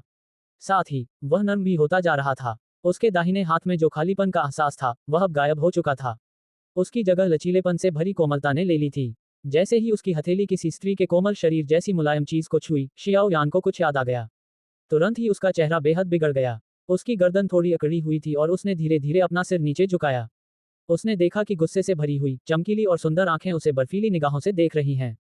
उस बेहद खूबसूरत चेहरे को निहारते हुए मानो शियाओ यान के रोंगटे खड़े हो गए, मानो उसे बिजली का झटका लगा हो। गले से हल्की सी आवाज निकली और उसने लारने ली। उसकी आवाज भारी और सूखी थी। रानी, रानी मेडुसा, संपर्क सेवा की शर्तें आकाश में युद्ध। सी 267, अध्याय 267, प्रतियोगिता। इस समय शियाओ यान और उसके नीचे बैठी रानी मेडुसा, जिसके बारे में कहा जाता था कि वह बेहद क्रूर थी, एक अत्यंत मोहक मुद्रा में थी। उनका शरीर न केवल शियाओ यान के द्वारा पूरी तरह से दबा हुआ था, बल्कि उनके लाल चिकने छोटे मुंह में भी शियाओ यान की एक उंगली थी। शियाओ यान की निगाहें अपने आसपास के चेहरे पर टिकी हुई थीं। यह मोहक रूप मानो स्वर्ग की किसी उत्कृष्ट कृति जैसा था। हालांकि इन चमकीली आंखों में थोड़ी सी बुराई छिपी थी, फिर भी उनके मोहक आकर्षण को छुपाना मुश्किल था। यह महिला लगभग हर पुरुष के सपनों की एक बेहद खूबसूरत हस्ती थी। हालांकि उसके नीचे मौजूद कोमल और मनमोहक शरीर ने शियाओ यान को अतुलनीय आनंद दिया, फिर भी इस समय उसके चेहरे पर इसका जरा सा भी भाव नहीं झलक रहा था। उसकी निगाहों में भय झलक रहा था और वह रानी मेडुसा को खाली निगाहों से घूर रहा था। कुछ क्षण बाद उसके होठों का कोना एक बार हिला और एक बेहद भद्दी मुस्कान प्रकट हुई। Hello, hello. जैसे ही उसने ये शब्द कहे, शियाओ यान की उंगली, जो क्वीन मेडुसा के मुंह में फैली हुई थी, अनायास ही थोड़ी सी आगे बढ़ गई। तुरंत ही उसने उस कोमल और नम छोटी जीभ को छू लिया। उसी क्षण शियाओ यान का शरीर अचानक कांप उठा। उसके दिल में एक सुन्नपन सी लहर दौड़ गई, मानो उसे उस छोटी सी स्वादिष्ट जीभ को जोर से चूसने की तीव्र इच्छा हो रही हो। बेशक जियाओ यान के मन में ऐसा विचार आया होगा, लेकिन उसे यकीन था कि अगर उसने ऐसा किया तो रानी मेडुसा उसे तब तक मार डालेगी जब तक कि वह चूर चूर न हो जाए, जिसे देखकर हाइबो डोंग भी मुंह फेर कर भाग जाएगा। क्रोध से भरी उसकी चमकीली आंखें ठंडेपन से शाओ यान को घूर रही थीं। जब शाओ यान की उंगली कुछ क्षण पहले उसकी जीभ को छुई, तो रानी मेडुसा के सुंदर चेहरे पर हल्का लाल रंग छा गया। साथ ही उससे एक तीव्र घातक आभा भी निकल रही थी। रानी मेडुसा की सुंदर आंखें थोड़ी सी घूमी और शियाओ यान के हाथ पर पड़ी जो हरे रंग की तेज रोशनी से जगमगा रहा था। फिर उनकी नजर उस हरे रंग की जेड जैसी उंगली पर पड़ी जो उनके मुंह तक पहुंच रही थी। तुरंत ही उनकी लंबी आंखें थोड़ी सिकुड़ गईं। एक पल बाद उन्होंने अपने चांदी जैसे दांतों से जोर से काट लिया। फुफकार, हाथ पर जोरदार काट पड़ने से शियाओ यान की आंखें फटी रह गईं। उसने दर्द से कराहते हुए ठंडी हवा में गहरी सांस ली और उसे छुड़ाने की कोशिश कर ही रहा था कि तभी अचानक एक लंबा सफेद जेड जैसा हाथ तेजी से निकला और शियाओ यान की गर्दन को कसकर पकड़ लिया। उन खूबसूरत आंखों की धमकी भरी नजर बेहद भयंकर थी। क्वीन मेडुसा द्वारा पकड़े जाने पर शियाओ यान असहाय हो गया। वह केवल आत्मसमर्पण कर सकता था और अपना शरीर नीचे झुका सकता था। तुरंत ही दो गोल कोमल अंग उसकी छाती पर दब गए। उसके पेट के निचले हिस्से से एक भयंकर ज्वाला उठी, जिससे शियाओ यान की सांसें कुछ तेज हो गईं। शियाओ यान ने अपने शरीर में उठ रही भयंकर ज्वाला को बड़ी मुश्किल से सहन किया। इस समय वह इस राक्षस को अपने हाथों या पैरों से छूने की हिम्मत नहीं कर पा रहा था। उसका शरीर सीधा था और वह रानी मेडुसा के कोमल सुंदर शरीर से सटा हुआ था। उनके चेहरे एक दूसरे के सामने थे और उनकी सांसें साफ सुनाई दे रही थीं। जैसे ही रानी मेडुसा ने शियाओ यान की उंगली काटी, चमकीला लाल खून धीरे धीरे उसके लाल चिकने होठों पर फैल गया। खून ने लालिमा को और बढ़ा दिया और इस चटक रंग ने मोहक रानी मेडुसा को एक खूनी गुलाब जैसी मोहकता प्रदान कर दी। जैसे जैसे खून धीरे धीरे रिसता गया, जियाओ यान के चेहरे के भाव में थोड़ा बदलाव आया। वह महसूस कर सकता था कि उसकी दाहिनी भुजा में आगे पीछे घूम रही अग्निकमल बीज की विशाल ऊर्जा को रानी मेडुसा तेजी से सोख रही थी। चिंता करने की कोई जरूरत नहीं। स्वर्ग निगलने वाले अजगर को कुछ देना उसे देने के बराबर ही है। जब तक अग्निकमल बीज की अतिरिक्त ऊर्जा मेरे शरीर से निकल सकती है, तब तक सब एक जैसा ही है। जियाओ यान ने खुद को दिलासा दिया और शांत करने की पूरी कोशिश की। उसकी निगाहें उसके बेहद खूबसूरत और लगभग दोषरहित चेहरे पर टिकी रहीं। हालांकि दोनों पक्ष एक दूसरे के विरोधी थे, फिर भी उसका दिल चुपचाप उसकी प्रशंसा करने से खुद को रोक नहीं पाया। रानी मेडुसा द्वारा लगभग लालच से निगलने के बाद शियाओ यान के दाहिने हाथ पर हरी चमक धीरे धीरे स्पष्ट रूप से मंद पड़ने लगी। कुछ सेकंड बाद हरी चमक पूरी तरह से गायब हो गई। हरे रंग के जेड जैसी दिखने वाली वह उंगली भी धीरे धीरे सामान्य हो गई। अतिरिक्त ऊर्जा के शरीर से सफलतापूर्वक निकल जाने पर शियाओ यान ने जैसे ही राहत की सांस ली, उसका चेहरा तुरंत बदल गया। ऐसा इसलिए हुआ क्योंकि ऊर्जा को पूरी तरह से सोख लेने के बाद रानी मेडुसा का मुंह खोलने का कोई इरादा नहीं था। उसकी लंबी सुंदर आंखों में एक ठंडी हंसी थी। जब उसने उसकी ओर देखा, उसने धीरे से ऊर्जा खींची और शियाओ यान के शरीर में मौजूद ऊर्जा तुरंत एक लहर में बदल गई। ये वास्तव में उसकी ऊर्जा पथों के साथ धीरे धीरे आगे बढ़ी और ऐसा लगा जैसे उसे सोख लिया जा रहा हो। अपना मुंह खोलो। अपने भंवर में आए बदलाव को भांपते हुए जियाओ यान का चेहरा अचानक बदल गया और उसने जल्दी से कहा, रानी मेडुसा के पास शियाओ यान की परवाह करने का समय नहीं था। उनकी आंखों में एक ठंडी हंसी थी और जिस कोमल हाथ से उन्होंने शियाओ यान की गर्दन पकड़ी थी वह थोड़ा कस गया। देखते ही देखते शियाओ यान का चेहरा थोड़ा लाल हो गया। धिक्कार है। अपने शरीर में उमड़ती हुई ऊर्जा को महसूस करते हुए जो उसकी उंगली से होकर बाहर निकलने ही वाली थी, शियाओ यान की आंखें तुरंत लाल हो गईं। इन 20 से अधिक दिनों में उसने अपनी शक्ति पुनः प्राप्त करने के लिए अनजाने में ही बहुत अधिक प्रयास किया था। अगर इस दुष्ट स्त्री ने उसकी शक्ति सोख ली तो जब मिस्टी क्लाउड सेक्ट जाने का समय आएगा तो क्या उसे पत्थर की टाइलें उठाकर फेंकनी पड़ेंगी। संक्षेप में, लड़ने के लिए हथियारों के बिना। लाल आंखों के साथ शियाओ यान ने धीरे से अपना बायां हाथ उठाया। हरे रंग की लौ अचानक तेज हो उठी। तुरंत ही कमरे का तापमान बढ़ गया। शियाओ यान के बाएं हाथ पर जलती हरी लौ को देखकर रानी मेडुसा के चेहरे के भाव अनायास ही थोड़े बदल गए। स्पष्ट रूप से उन्होंने भी ज्वाला के उस समूह को ग्रीन लोड स्कोर फ्लेम के रूप में पहचान लिया था जिसने उन्हें अत्यधिक पीड़ा दी थी। मुंह खोलो, मुझे पता है कि तुम्हारी ताकत से मुझे मारना बहुत आसान होगा, लेकिन तुमने अभी ऐसा नहीं किया। ये तुम्हारी खूंखार छवि से मेल नहीं खाता। मुझे लगता है कि तुमने अभी तक अपनी पूरी ताकत हासिल नहीं की है ना? शियाओ यान का चेहरा गुस्से से लाल हो गया और उसने अपनी हथेली पर लिपटी हरी लौ को थोड़ा कमजोर कर दिया। उसने धीरे से कहा, तुम्हें ये समझना चाहिए। तुरंत मुंह खोलो वरना मैं तुम्हें गंभीर रूप से घायल कर दूंगा, चाहे इसके लिए मुझे अपनी जान ही क्यों न देनी पड़े। शियाओ यान की धमकी सुनकर रानी मेडुसा की चमकीली आंखों में शीतलता और भी गहरी हो गई। उनके रुतबे को देखते हुए उन्हें इस तरह की धमकी देने वाला कोई नहीं था। तुरंत ही उनकी खूबसूरत आंखें शियाओ यान को घूरने लगीं। उनमें एक कठोर जानलेवा इरादा झलक रहा था। रानी मेडुसा की इस तरह की घूरती निगाहों से शियाओ यान के सिर की त्वचा सुन्नसी हो गई। हालांकि वह ये भी अच्छी तरह जानता था कि ऐसे समय में भले ही उसे पता हो कि उसका भविष्य अच्छा नहीं है, वह केवल अपनी गर्दन अकड़ाकर दृढ़ निश्चयी होने का दिखावा कर सकता है। आखिरकार अगर वह कमजोर साबित होता तो अपनी भयंकर प्रतिष्ठा के लिए मशहूर यह खूबसूरत नागिन उसे हड्डियों समेत निगल जाती। शांत कमरे में दोनों लोगों की निगाहें एक दूसरे पर टिकी हुई थीं। दोनों में से कोई भी पहले सहज होने को तैयार नहीं था। जैसे जैसे उनकी एक दूसरे को निहारने की अदा बढ़ती गई, शियाओ यान के माथे से ठंडे पसीने की एक बूंद धीरे धीरे टपकने लगी। इस खूबसूरत नागिन के सामने, जिसका भयंकर नाम पूरे जियामा साम्राज्य को दहला देता था, अपनी गरिमा बनाए रखना आसान काम नहीं था। गतिरोध जारी रहा। जैसे ही शियाओ यान के मन में डर का भाव पनपने लगा, रानी मेडुसा अंततः बढ़ती हुई हरी ज्वाला को सहन नहीं कर सकी। उसने भयंकर निगाहों से शियाओ यान को घूरा और फिर बड़ी अनिच्छा से अपना मुंह खोला। रानी मेडुसा को मुंह खोलते देख शियाओ यान ने बिजली की गति से अपनी उंगली पीछे खींच ली। उसका शरीर धीरे से बिस्तर से नीचे उतरा और अचानक पीछे की ओर उछल गया। हवा में रहते हुए उसने अपने हाथों को आपस में जोड़ा और तुरंत अलग कर दिया। हरे रंग की ज्वाला एक लंबी चाबुक में बदल गई। चाबुक शियाओ यान के शरीर के चारों ओर घूम गई और उस पर आने वाले सभी हमलों को रोकने के लिए तैयार थी। अपनी रक्षा पूरी करने के बाद जियाओ यान ने अपना सिर उठाकर बिस्तर की ओर देखा। तुरंत ही उसकी निगाहें स्थिर हो गईं। बिस्तर पर उसे एक खूबसूरत मादा नागिन नग्न अवस्था में बैठी हुई दिखाई दी। शाओ यान की निगाहों को भांपते ही मेडुसा रानी का सुंदर चेहरा थोड़ा ठंडा पड़ गया। उसने अपने कोमल हाथों से कंबल को किनारे से खींचा और झट से अपने शरीर को ढक लिया। कंबल से ढके होने के बावजूद भी उसका मोहक शरीर बेहद आकर्षक लग रहा था। बिस्तर के किनारे पर हल्के बैंगनी रंग की एक सांप की पूंछ धीरे से नीचे लटकी हुई थी। वह धीरे से हिल रही थी और एक जंगली आकर्षण बिखेर रही थी। शाओ यान ने रानी मेडुसा को देखा जो उसे ठंडी निगाहों से घूर रही थी। उसने अपना हाथ पोंछते हुए अपने होठों के कोने को हल्का सा हिलाया। अपने शरीर में तेजी से प्रवाहित हो रही डोऊची ऊर्जा के साथ शाओ यान ने रानी मेडुसा को सावधानीपूर्वक देखा, किसी भी अचानक हमले से खुद को बचाते हुए। तुम पहले व्यक्ति हो जिसने मुझे धमकाने की हिम्मत की है। कुछ देर तक उस कोमल और सुंदर चेहरे को निहारने के बाद रानी मेडुसा ने आखिरकार धीरे से अपना मुंह खोला। उसकी आवाज बेजान और सुस्त थी, उसमें एक ऐसी मोहकता थी जो किसी पुरुष के रोंगटे खड़े कर दे। तुम ही वो पहली औरत हो जिसने मुझे काटा है, जियाओ यान ने गर्दन अकड़ाकर रूखेपन से कहा। रानी मेडुसा ने अपनी कोमल और चमकीली लाल जीभ बाहर निकाली और धीरे से अपने लाल चिकने होठों को चाटा। उनकी सहज क्रिया में एक ऐसा आकर्षण था जो पुरुषों के दिलों को आवेगपूर्ण बना देता था। पहले की ऊर्जा ग्रीन लोड स्कोर फ्लेम के कमल आसन के भीतर कमल के बीज से एकत्रित होनी चाहिए थी, है ना? उस समय यदि ग्रीन लोड स्कोर फ्लेम प्राप्त करते समय मुझे गंभीर चोट न लगी होती तो मैं निश्चित रूप से इस खजाने का एक अंश भी नहीं छोड़ पाती। शाओ यान ने रूखी हंसी हंसते हुए कोई जवाब नहीं दिया।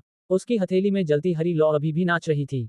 शाओ यान के हाथ में जलती हरी लौ को ध्यान से देखते हुए रानी मेडुसा ने अपना सिर हिलाया और धीरे से कहा, कितना अप्रत्याशित। अंत में सबसे बड़ा लाभ तो तुम्हें ही मिला। गूहे जरूर बहुत क्रोधित हुआ होगा। ही, क्या महाराज ने भी इसका इस्तेमाल करके सफलतापूर्वक विकास नहीं किया था? आपको जो लाभ मिले हैं वे भी काफी महत्वपूर्ण हैं। शियाओ यान हंसी। विकास के लिए मुझे जो कष्ट सहने पड़े वो तुमने देखे हैं। रानी मेडुसा ने धीमी आवाज में कहा, अगर वो इतना महत्वपूर्ण क्षण न होता तो मैं तुम्हें स्वयं मार डालती। ये सुनकर शियाओ यान अजीब तरह से हंस पड़ी। दरअसल उस समय उसने उसे काफी पहले ही बगल में छुपते हुए देख लिया था। लेकिन मनुष्य, ये कहना ही पड़ेगा कि तुम सचमुच बहुत साहसी हो। रानी मेडुसा की कोमल उंगली ने धीरे से शियाओ यान की ओर इशारा किया।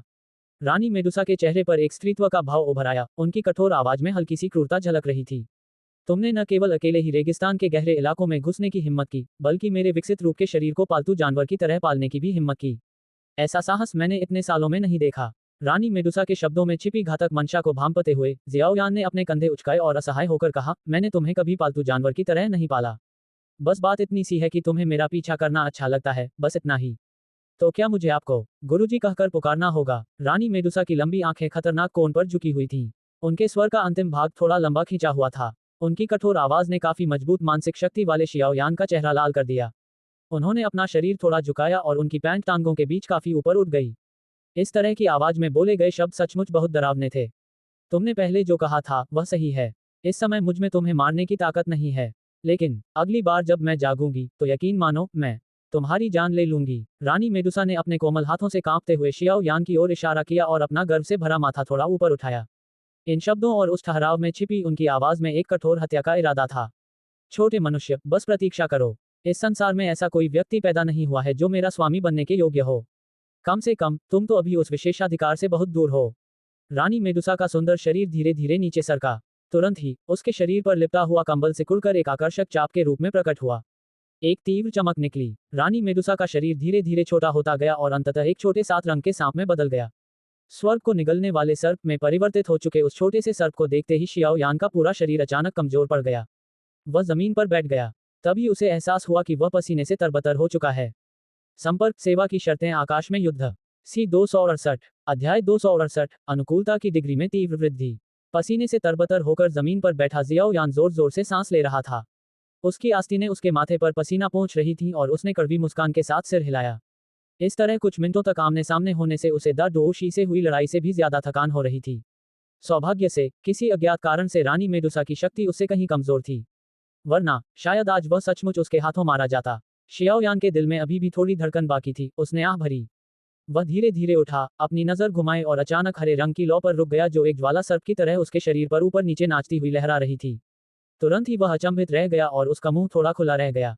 ये हरे रंग की लौ, जो एक लंबे चाबुक के आकार की थी, शियाओ यान ने बिस्तर से तेजी से पीछे हटते समय अनायास ही बना ली थी। इसे बनाने में उसके सहज अंदाज से ऐसा प्रतीत होता था कि उसे ज्यादा मेहनत नहीं करनी पड़ी। जैसे ही लंबी ज्वाला की चाबुक बाहर निकली, वह शियाओ यान की हथेली से अलग हो गई। इसके बाद वह स्वतः ही शियाओ यान के शरीर के साथ साथ घूमने लगी। उसकी वह मुद्रा ऐसी थी मानो वह कोई दिव्य कलाकृति हो जिसमें आत्मा समाहित हो और जो अपने स्वामी की रक्षा कर रही हो। शियाओ यान की निगाहें उसके शरीर के चारों ओर लिपटी हरी ज्वाला की लंबी चाबुक पर टिकी थीं। उसके होंठों के कोने हल्के से फड़क उठे। 20 से अधिक दिनों के प्रशिक्षण के बाद अंडरग्राउंड ग्रीन लोड्स फ्लेम पर उसका नियंत्रण काफी बेहतर हो गया था। फिर भी वह जानता था कि ज्वाला को नियंत्रित करने की उसकी सीमित क्षमता के साथ फिलहाल उसके लिए ज्वाला को अपने हाथ की तरह फुर्तीला बनाना बिल्कुल असंभव था। हालांकि उसके सामने जो वास्तविकता प्रकट हुई, उसके कारण वह अत्यधिक खुश होने के साथ साथ अपने दिमाग में धुंध छाने जैसा महसूस करने लगा। कुछ देर तक असमंजस में रहने के बाद जियाओ यान धीरे धीरे संभला।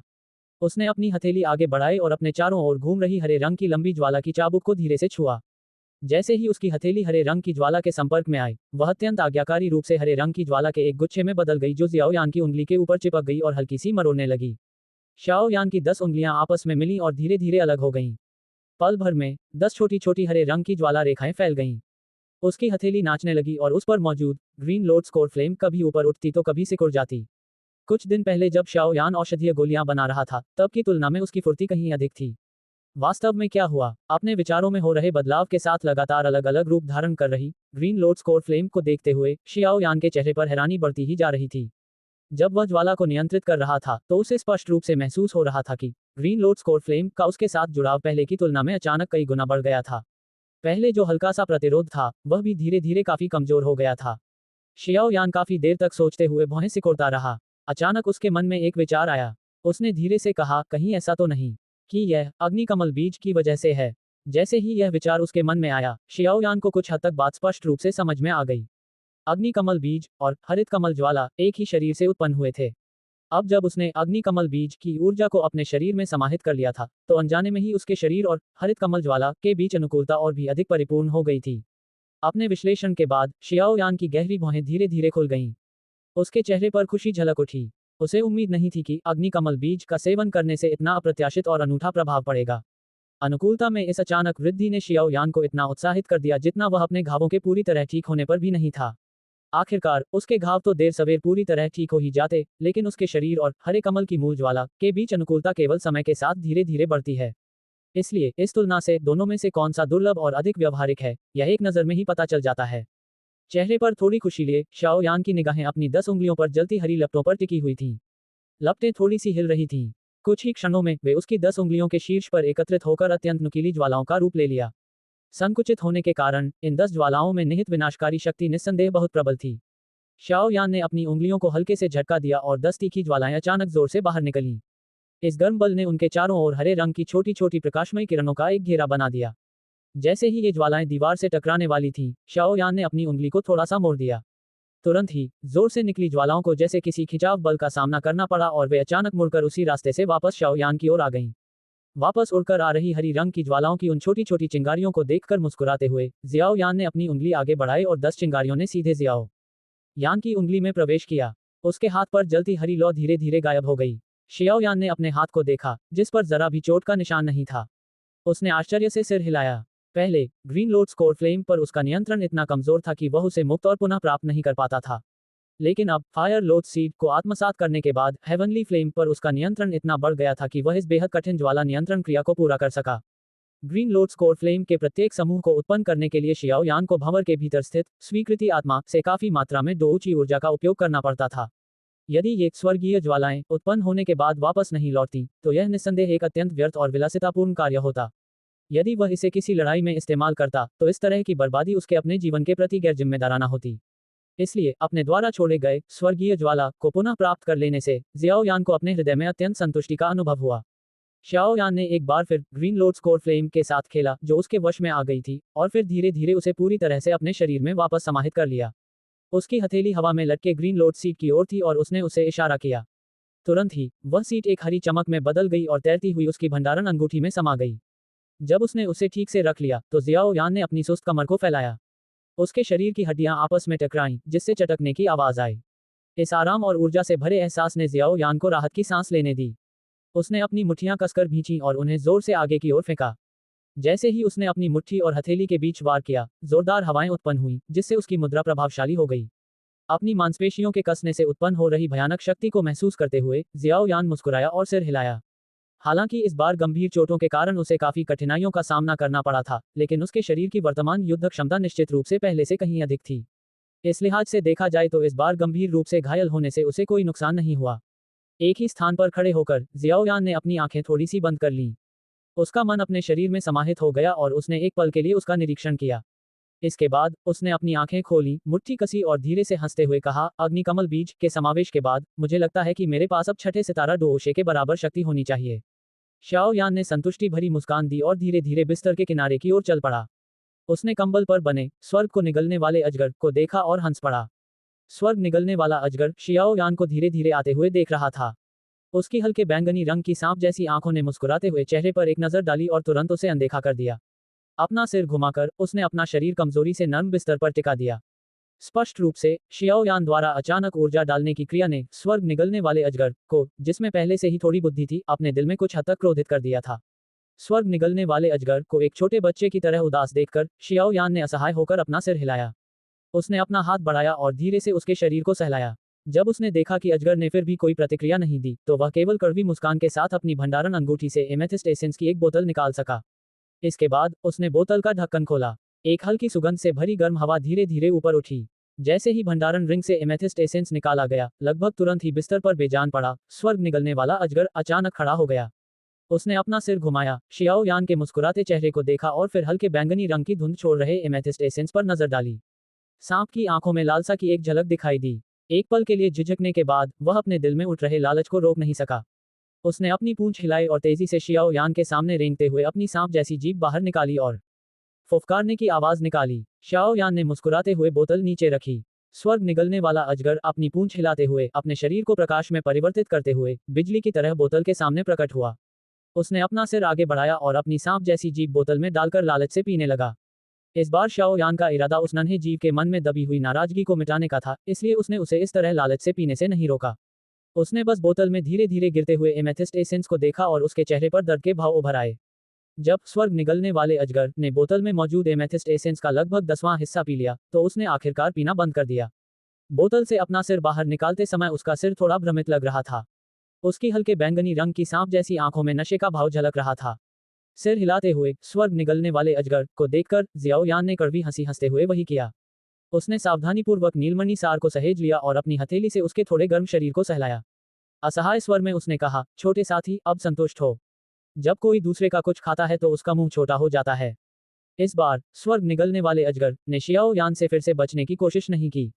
उसने अपनी लंबी गर्दन हिलाई और अचानक उसकी सांप जैसी आंखों में बैंगनी रंग की चमक फैल गई।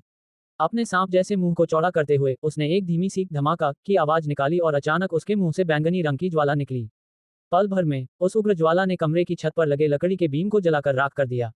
टीएल, दूसरों की कोई चीज खाने पर मुंह छोटा हो जाता है, चीनी मुहावरा, जिसका अर्थ है कि जब आप किसी दूसरे की कोई चीज लेते हैं तो उस व्यक्ति के अनुरोध को अस्वीकार करना मुश्किल हो जाता है।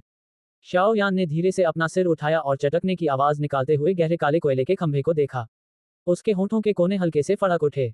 एक पल बाद उसने अपना सिर नीचे किया और स्वर्ग निगलने वाले अजगर को देखा जो बार बार आग के अंकुरों के गुच्छे उगल रहा था, मानो उसे हिचकी आ रही हो। शाओ यान को समझ नहीं आ रहा था कि वह रोए या मुस्कुराए। उसने अपना सिर हिलाया। क्या इस प्राणी को लगता है कि नीलम के सार को यूं ही खाया जा सकता है? इसमें मौजूद बैंगनी ज्वाला की प्रचुरता लोगों के रोंगटे खड़े कर सकती है। यह आसानी से बैंगनी ज्वाला में परिवर्तित हो सकती है जिसमें काफी शक्तिशाली विनाशकारी शक्ति होती है। वह ज्वाला ऐसी थी जिससे युनजी भी उस समय डरता था। स्वर्ग निगलने वाले अजगर को असहाय रूप से देखते हुए, जो कभी कभी खेल खेल में आग की लपटों के गुच्छे उगल रहा था, जियाओ यान ने आह भरी। वह अस्त व्यस्त कमरे को समेटने के लिए उठने ही वाला था कि अचानक रुक गया। उसकी निगाहें उन बैंगनी रंग की लपटों पर टिक गईं। उसके दिल की गहराई से एक विचार धीरे से उभरा। अगर मैं इन नीलम के सार से उत्पन्न बैंगनी ज्वाला को हरे कमल की ज्वाला के साथ मिला दूं, तो बनने वाली क्रोधित बुद्ध कमल ज्वाला की शक्ति निश्चित रूप से मूल ज्वाला के बराबर तो नहीं होगी, लेकिन बहुत कमजोर भी नहीं होगी, है ना? इसके अलावा मेरी वर्तमान शक्ति के साथ मुझे लगता है कि मैं इसे नियंत्रित कर पाऊंगा। शियाओ यान ने धीरे से अपनी ठुड्डी को सहलाते हुए कहा। संपर्क सेवा की शर्तें आकाश में युद्ध। सी 269 अध्याय 269 बैंगनी ज्वाला की गोली। कमरे के अंदर जियाओ यान धीरे धीरे अपनी ठुड्डी सहला रहा था। उसके चेहरे पर चिंतन के भाव थे। कुछ देर बाद उसने अपना हाथ पलटा और उसकी हथेली में एक पारदर्शी बोतल प्रकट हुई। बोतल के अंदर एमेथिस्ट एसेंस भरा हुआ था। शाओ यान ने बोतल का ढक्कन खोला और अपनी उंगली उसमें डाली। जैसे ही उसने सावधानी से थोड़ी सी मात्रा उसमें डुबोई, उसकी उंगली में तुरंत तेज दर्द हुआ। अपना हाथ पीछे खींचने के बाद जियाओ यान की निगाहें अपनी उंगली के सिरे पर मौजूद नीलमणि की बूंद पर टिक गईं। उसके शरीर की ऊर्जा उसकी उंगली से बहकर बैंगनी रंग की नीलमणि की बूंद को धीरे से छू गई। तुरंत ही एक हल्की सी धमाके की आवाज आई। उसकी उंगली से बैंगनी रंग की छोटी छोटी लपटें उठीं। तेज गर्मी के कारण जियाओ यान की आंखें सिकुड़ गईं। तापमान बुरा नहीं है, लेकिन दुर्भाग्य से एमेथिस्ट एसेंस की एक बूंद से उत्पन्न होने वाली बैंगनी लौ वास्तव में बहुत कम है। जियाओ यान मुस्कुराया और सिर हिलाया, फिर तुरंत कुछ अफसोस के साथ बोला, मेरे पास एमेथिस्ट एसेंस का भंडार बहुत कम है। अगर इसकी एक बूंद से बस इतनी सी बैंगनी लौ ही निकल पाए तो मेरा नुकसान फायदे से कहीं ज्यादा होगा। शियाओ यान ने एमेथिस्ट एसेंस की बोतल को घूरते हुए भौहें सिकोड़कर कहा। लेकिन इस छोटे से जीव ने भी ज्यादा ऊर्जा अवशोषित नहीं की। फिर भी यह आग उगलने वाली मशीन की तरह आग कैसे उगल रहा था? जियाओ यान ने धीरे से अपना सिर झुकाया और आग उगलते हुए मजे ले रहे स्वर्ग निगलने वाले अजगर को देखते हुए अनिश्चितता भरे स्वर में खुद से पूछा। शाओ यान की निगाहें स्वर्ग निगलने वाले अजगर पर टिकी हुई थीं। कुछ देर बाद उसने धीरे से अपनी भौहें उठाईं। कुछ देर गौर करने के बाद उसने महसूस किया कि जिस क्षण स्वर्ग निगलने वाला अजगर बैंगनी ज्वाला उगलने वाला था, उसके मुंह में मौजूद दांतों के बीच से कुछ लार रिस रही थी। जब बैंगनी रंग की ज्वाला के छोटे छोटे अंकुर इस लार के संपर्क में आए तो उनका आकार अचानक 10 गुना से भी अधिक बढ़ गया। क्या ये लार की वजह से है? शियाओ यान ने धीरे से अपने मुंह में बुदबुदाया। वह हल्का सा मुस्कुराया और जैसे ही उसने अपनी हथेली पलटी, उसमें एक खाली बोतल प्रकट हो गई। तुरंत ही वह होठों पर मुस्कान लिए धीरे धीरे स्वर्ग निगलने वाले अजगर की ओर चल पड़ा। Dot dot dot dot dot dot काफी मशक्कत के बाद जब जियाओ यान पसीने से तरबतर हो गया तो आखिरकार उसने गुस्से से भरी निगाहों के बीच स्वर्ग निगलने वाले अजगर के दांतों से लगभग आधी बोतल हल्के हरे रंग की लार निकाली। उसने उसे अपनी नाक के नीचे रखा और हल्की सी खुशबू वाली लार को सूंघा। जियाओ यान का चेहरा भावहीन हो गया और उसने सिर हिलाया। बिस्तर पर लेटे स्वर्ग निगलने वाले अजगर को देखते हुए जियाओ यान मन ही मन बुदबुदाया, कहीं ये भी मादा तो नहीं है। शाओ यान ने अपने हाथ में पकड़ी दोनों बोतलों को धीरे से नीचे रख दिया और कुछ पल सोचने लगा। अचानक उसने हथेली से इशारा किया और अपनी भंडारण पेटी से गहरे लाल रंग का एक बड़ा बर्तन निकाला, जिसे उसने मेज पर रख दिया। उसकी उंगली ने हल्के से छुआ। हरे रंग की लौ की कुछ हल्की लपटें निकलीं और तुरंत ही उस औषधीय बर्तन के अंदर एक तेज लौ उठ उठी।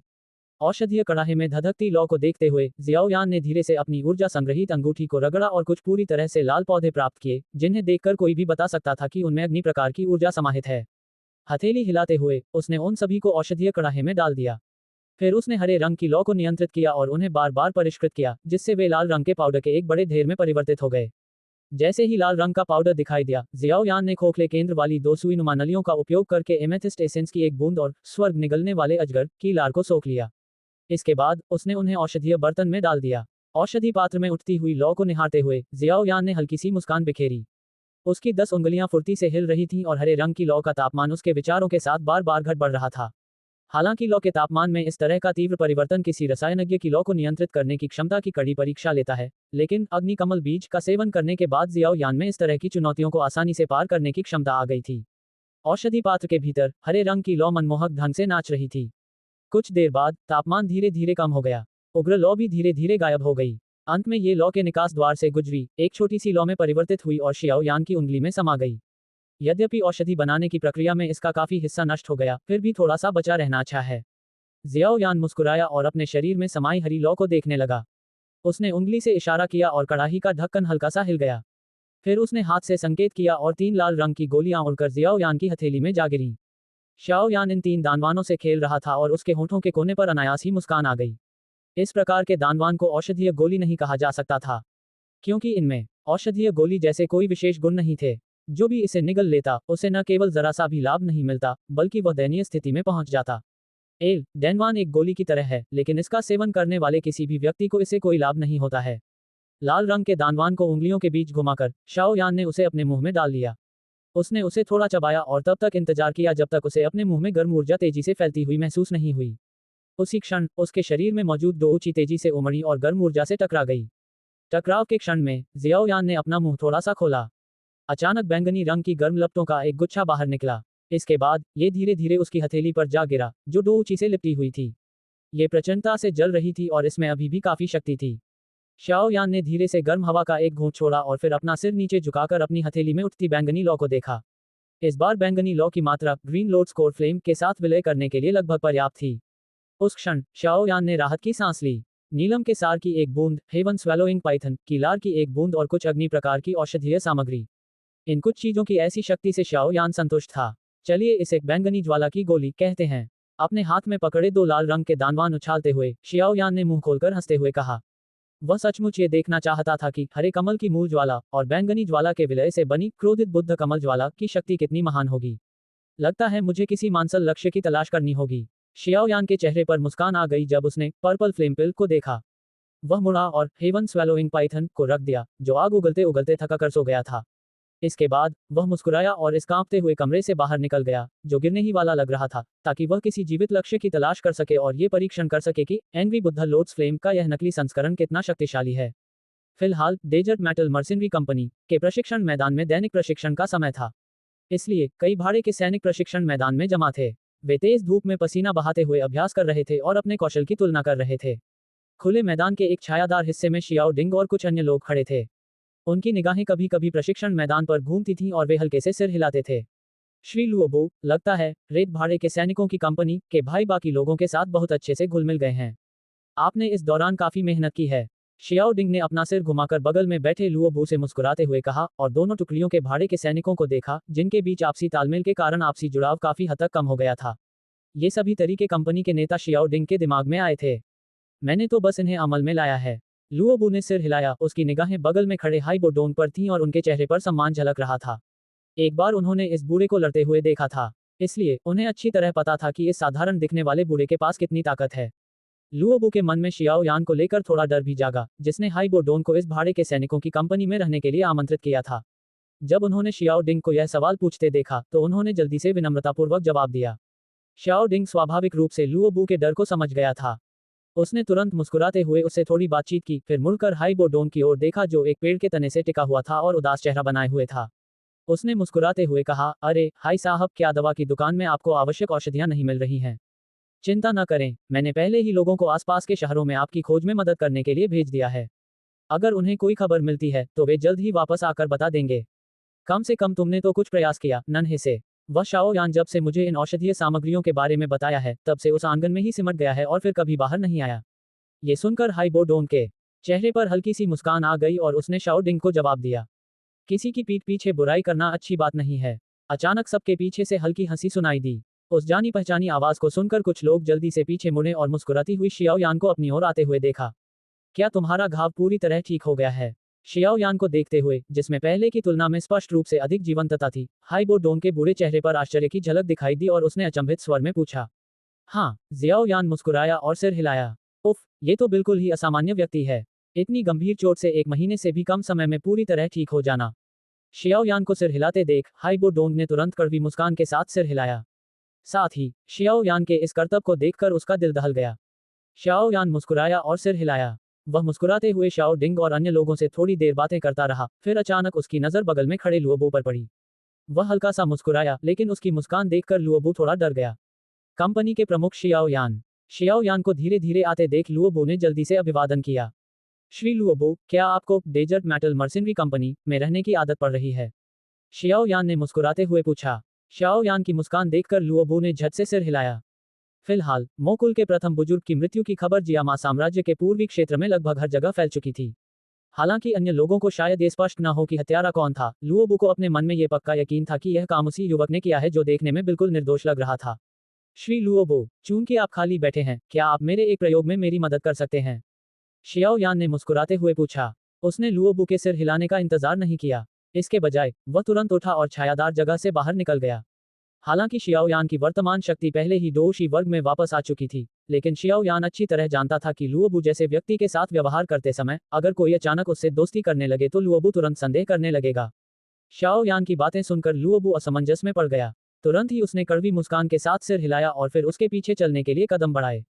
एक तरफ खड़े शियाओ डिंग और शियाओली ने यह अजीबोगरीब हरकत देखी और अनजाने में एक दूसरे को देखने लगे। इसके बाद वे भी उत्सुकता से उनका पीछा करने लगे। शियाओ यान धीरे धीरे प्रशिक्षण मैदान के एक कोने पर आकर रुक गया। उसने कुछ असहज दिख रहे लुओबू का सामना किया और हल्की मुस्कान के साथ कहा, तुम्हें अपनी पूरी ताकत से बचाव करना चाहिए।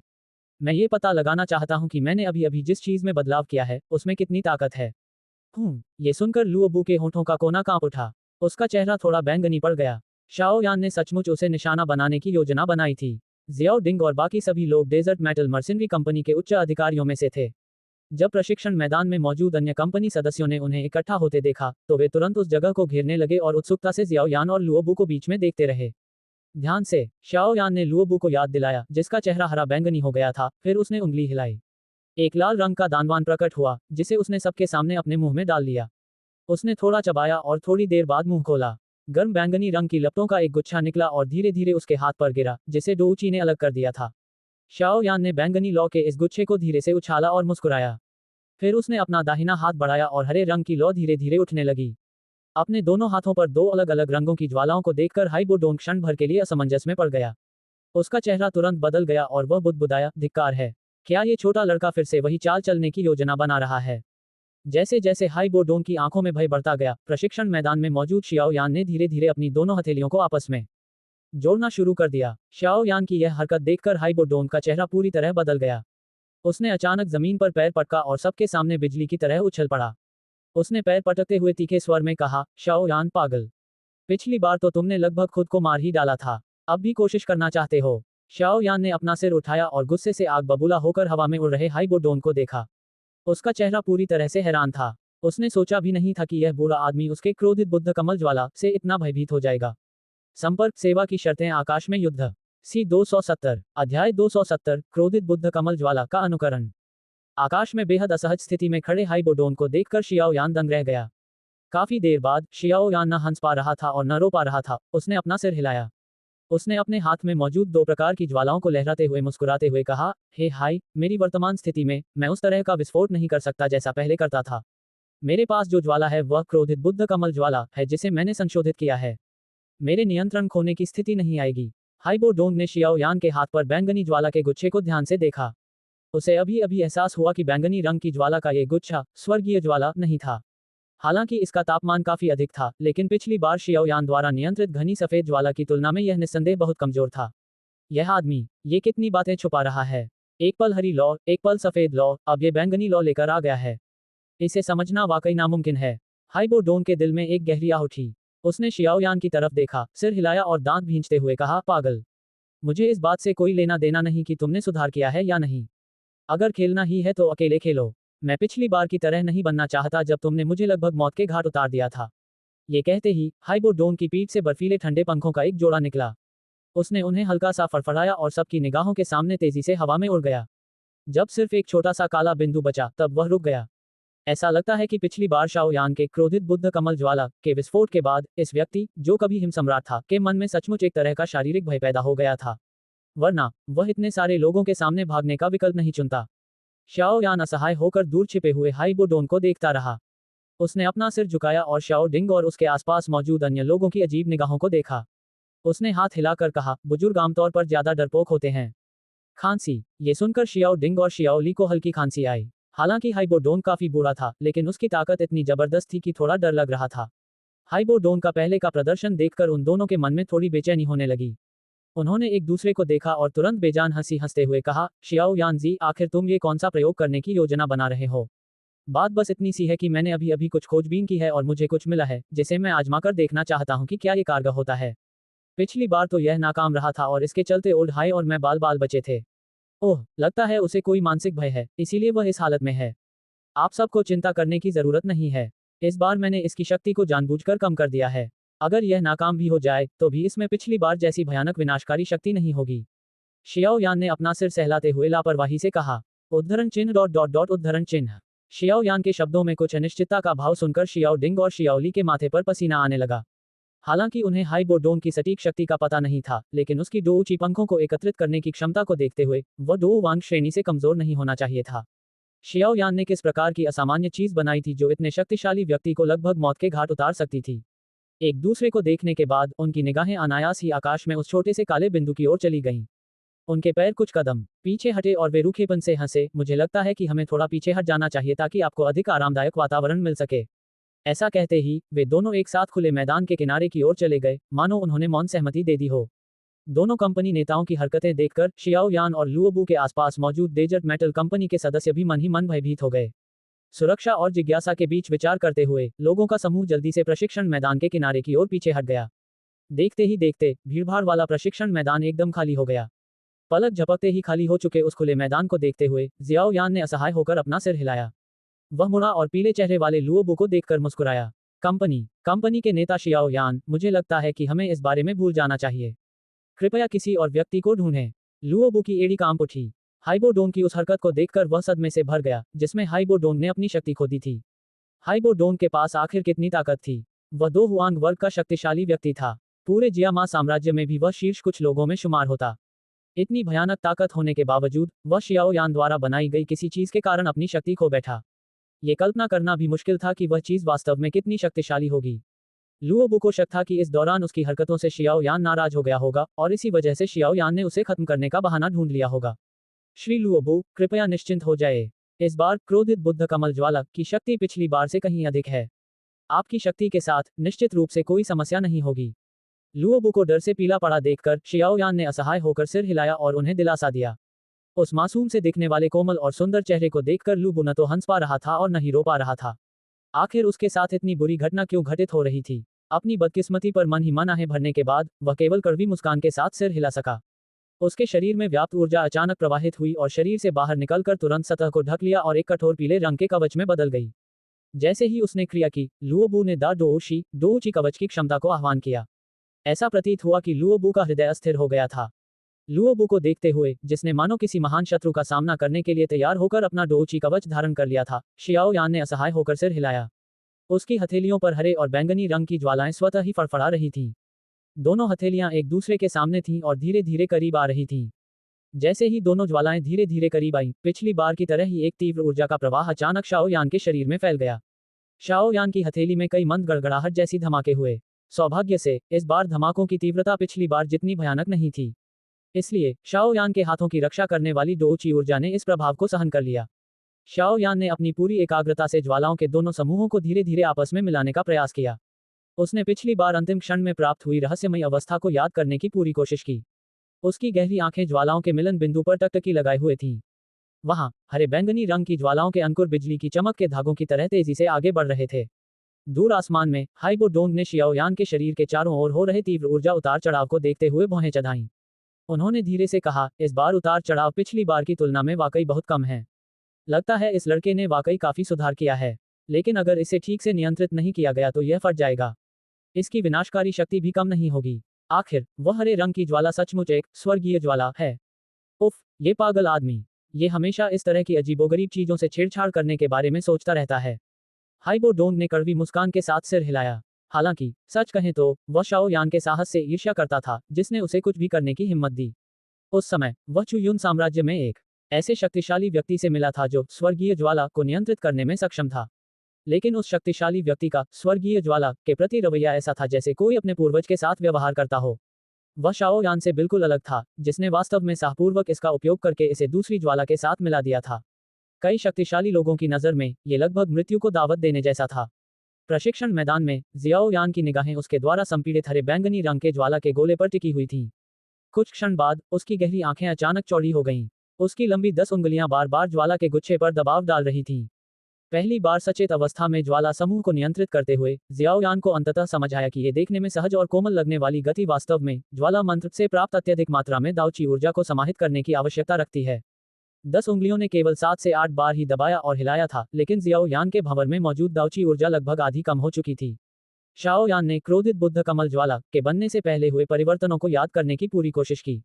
शाओ यान की काली आंखें धीरे धीरे हरे बैंगनी रंग की ज्वालाओं से घिर गईं। कुछ क्षण बाद दबाती और हिलती उंगलियां अचानक रुक गईं। आध्यात्मिक शक्ति अचानक शाओ यान के शरीर से फैल गई और अंततः छोटी छोटी कोमल रेखाओं में परिवर्तित हो गई, जिन्हें धागे धागे करके प्रचंड ज्वाला में समाहित कर दिया गया। आध्यात्मिक शक्ति के प्रवेश के बाद हरे बैंगनी रंग के ज्वाला समूह में समाहित हिंसक ऊर्जा धीरे धीरे लुप्त होने लगी। पलक झपकते ही कांटेदार नुकीली ज्वालाएं बिखेरने वाला ज्वाला समूह पूरी तरह शांत हो गया। अपनी हथेली में मौजूद हरे बैंगनी रंग के ज्वाला समूह को ध्यान से देखते हुए, जो अंततः उसकी इच्छानुसार शांत हो गया था, जियाओ यान ने मन ही मन राहत की सांस ली। उसने अपनी आंखें बंद करते हुए अपने दाहिने हाथ से ज्वाला समूह को हिलाया। ज्वाला समूह में प्रवेश कर चुकी आध्यात्मिक शक्ति धीरे धीरे उसके आकार को बदलने लगी। आध्यात्मिक शक्ति के धीरे धीरे सक्रिय होने के बाद रबर की गेंद के समान ज्वालाओं का समूह धीरे धीरे हिलने लगा। इसका आकार, जो मूल रूप से एक सिर के बराबर था, तेजी से सिकुड़ने लगा। काफी देर बाद हरे और बैंगनी प्रकाश की चमक के बीच हथेली के आकार का एक कमल आसन का प्रारंभिक रूप धुंधला सा दिखाई देने लगा। कुछ क्षण बाद हरे बैंगनी रंग की प्रकाशमयी चमक धीरे धीरे गायब हो गई। शियाओ यान की हथेली के ऊपर एक अत्यंत सुंदर हरे बैंगनी रंग का कमल का आसन तैरता हुआ दिखाई दिया। आकाश में हाइबो डोंग की निगाहें सिकुड़ गईं जब उसने शियाओ यान की हथेली में बने हरे बैंगनी कमल के आसन को देखा। उसने बुदबुदाते हुए कहा, यह आदमी अपने नियंत्रण में सचमुच और अधिक निपुण होता जा रहा है। अगर वह क्रोधित बुद्ध कमल ज्वाला को पहली बार इस्तेमाल करते समय ही इस हद तक नियंत्रित कर पाता तो शायद 8 पंखों वाला काला सर्प सम्राट मौके पर ही नष्ट हो जाता। भविष्य में यदि वह इस प्रकार के नियंत्रण के साथ 2 अलग अलग स्वर्गीय ज्वालाओं को फिर से मिला दे तो मुझे लगता है कि कुछ अत्यंत असाधारण लोगों को छोड़कर डो हुआंग वर्ग में शायद ही कोई ऐसा होगा जो इस तरह के भयानक विस्फोट को सीधे झेल सके। हाइबो डोंग ने धीरे से बर्फीली सांस छोड़ी। जमीन पर पड़े काले कपड़े पहने युवक को घूरते हुए उसके चेहरे पर जटिलता थी और वह फुसफुसा रहा था। प्रशिक्षण मैदान पर शियाओ यान ने हरे बैंगनी कमल के बीज को अपने हाथ में थामे हुए सिर उठाया और डोउची कवच के पीछे पूरी तरह छिपे हुए लुओबो को देखा। उसके थोड़े पीले चेहरे पर मुस्कान झलक रही थी और उसने कमल के आसन पर धीरे से थपथपाया। तुरंत ही हरे बैंगनी कमल का आसन प्रकाश की किरण में बदल गया और बिजली की तरह तेजी से लुओबो की ओर प्रक्षेप्य की तरह चला गया। शाओ यान चुपचाप क्रोधित बुद्ध कमल ज्वाला को देख रहा था, जिसकी दूरी लुओबो से लगातार कम होती जा रही थी। उसने धीरे से अपनी हथेली बढ़ाई और अचानक मुट्ठी भींच ली। एक कोमल आवाज सुनाई दी, विस्फोट करो। चीख थमते ही हवा में लहराती हरी बैंगनी कमल की लौ अचानक रुक गई। तुरंत ही कमल का आसन थोड़ा फूल गया और फिर अचानक फट गया। टकराना। प्रशिक्षण मैदान में अचानक एक भीषण धमाका हुआ। धमाके वाली जगह से एक विशाल दरार तेजी से फैल गई। पूर्ण नियंत्रण। आसमान की ऊंचाई पर हाइबो डोंग ने धीरे धीरे अपनी आंखें बंद कर लीं और धीमी आवाज में कुछ बुदबुदाया। उसी क्षण उसके दिल में एक तीव्र धड़कन उठने लगी। संपर्क सेवा की शर्तें।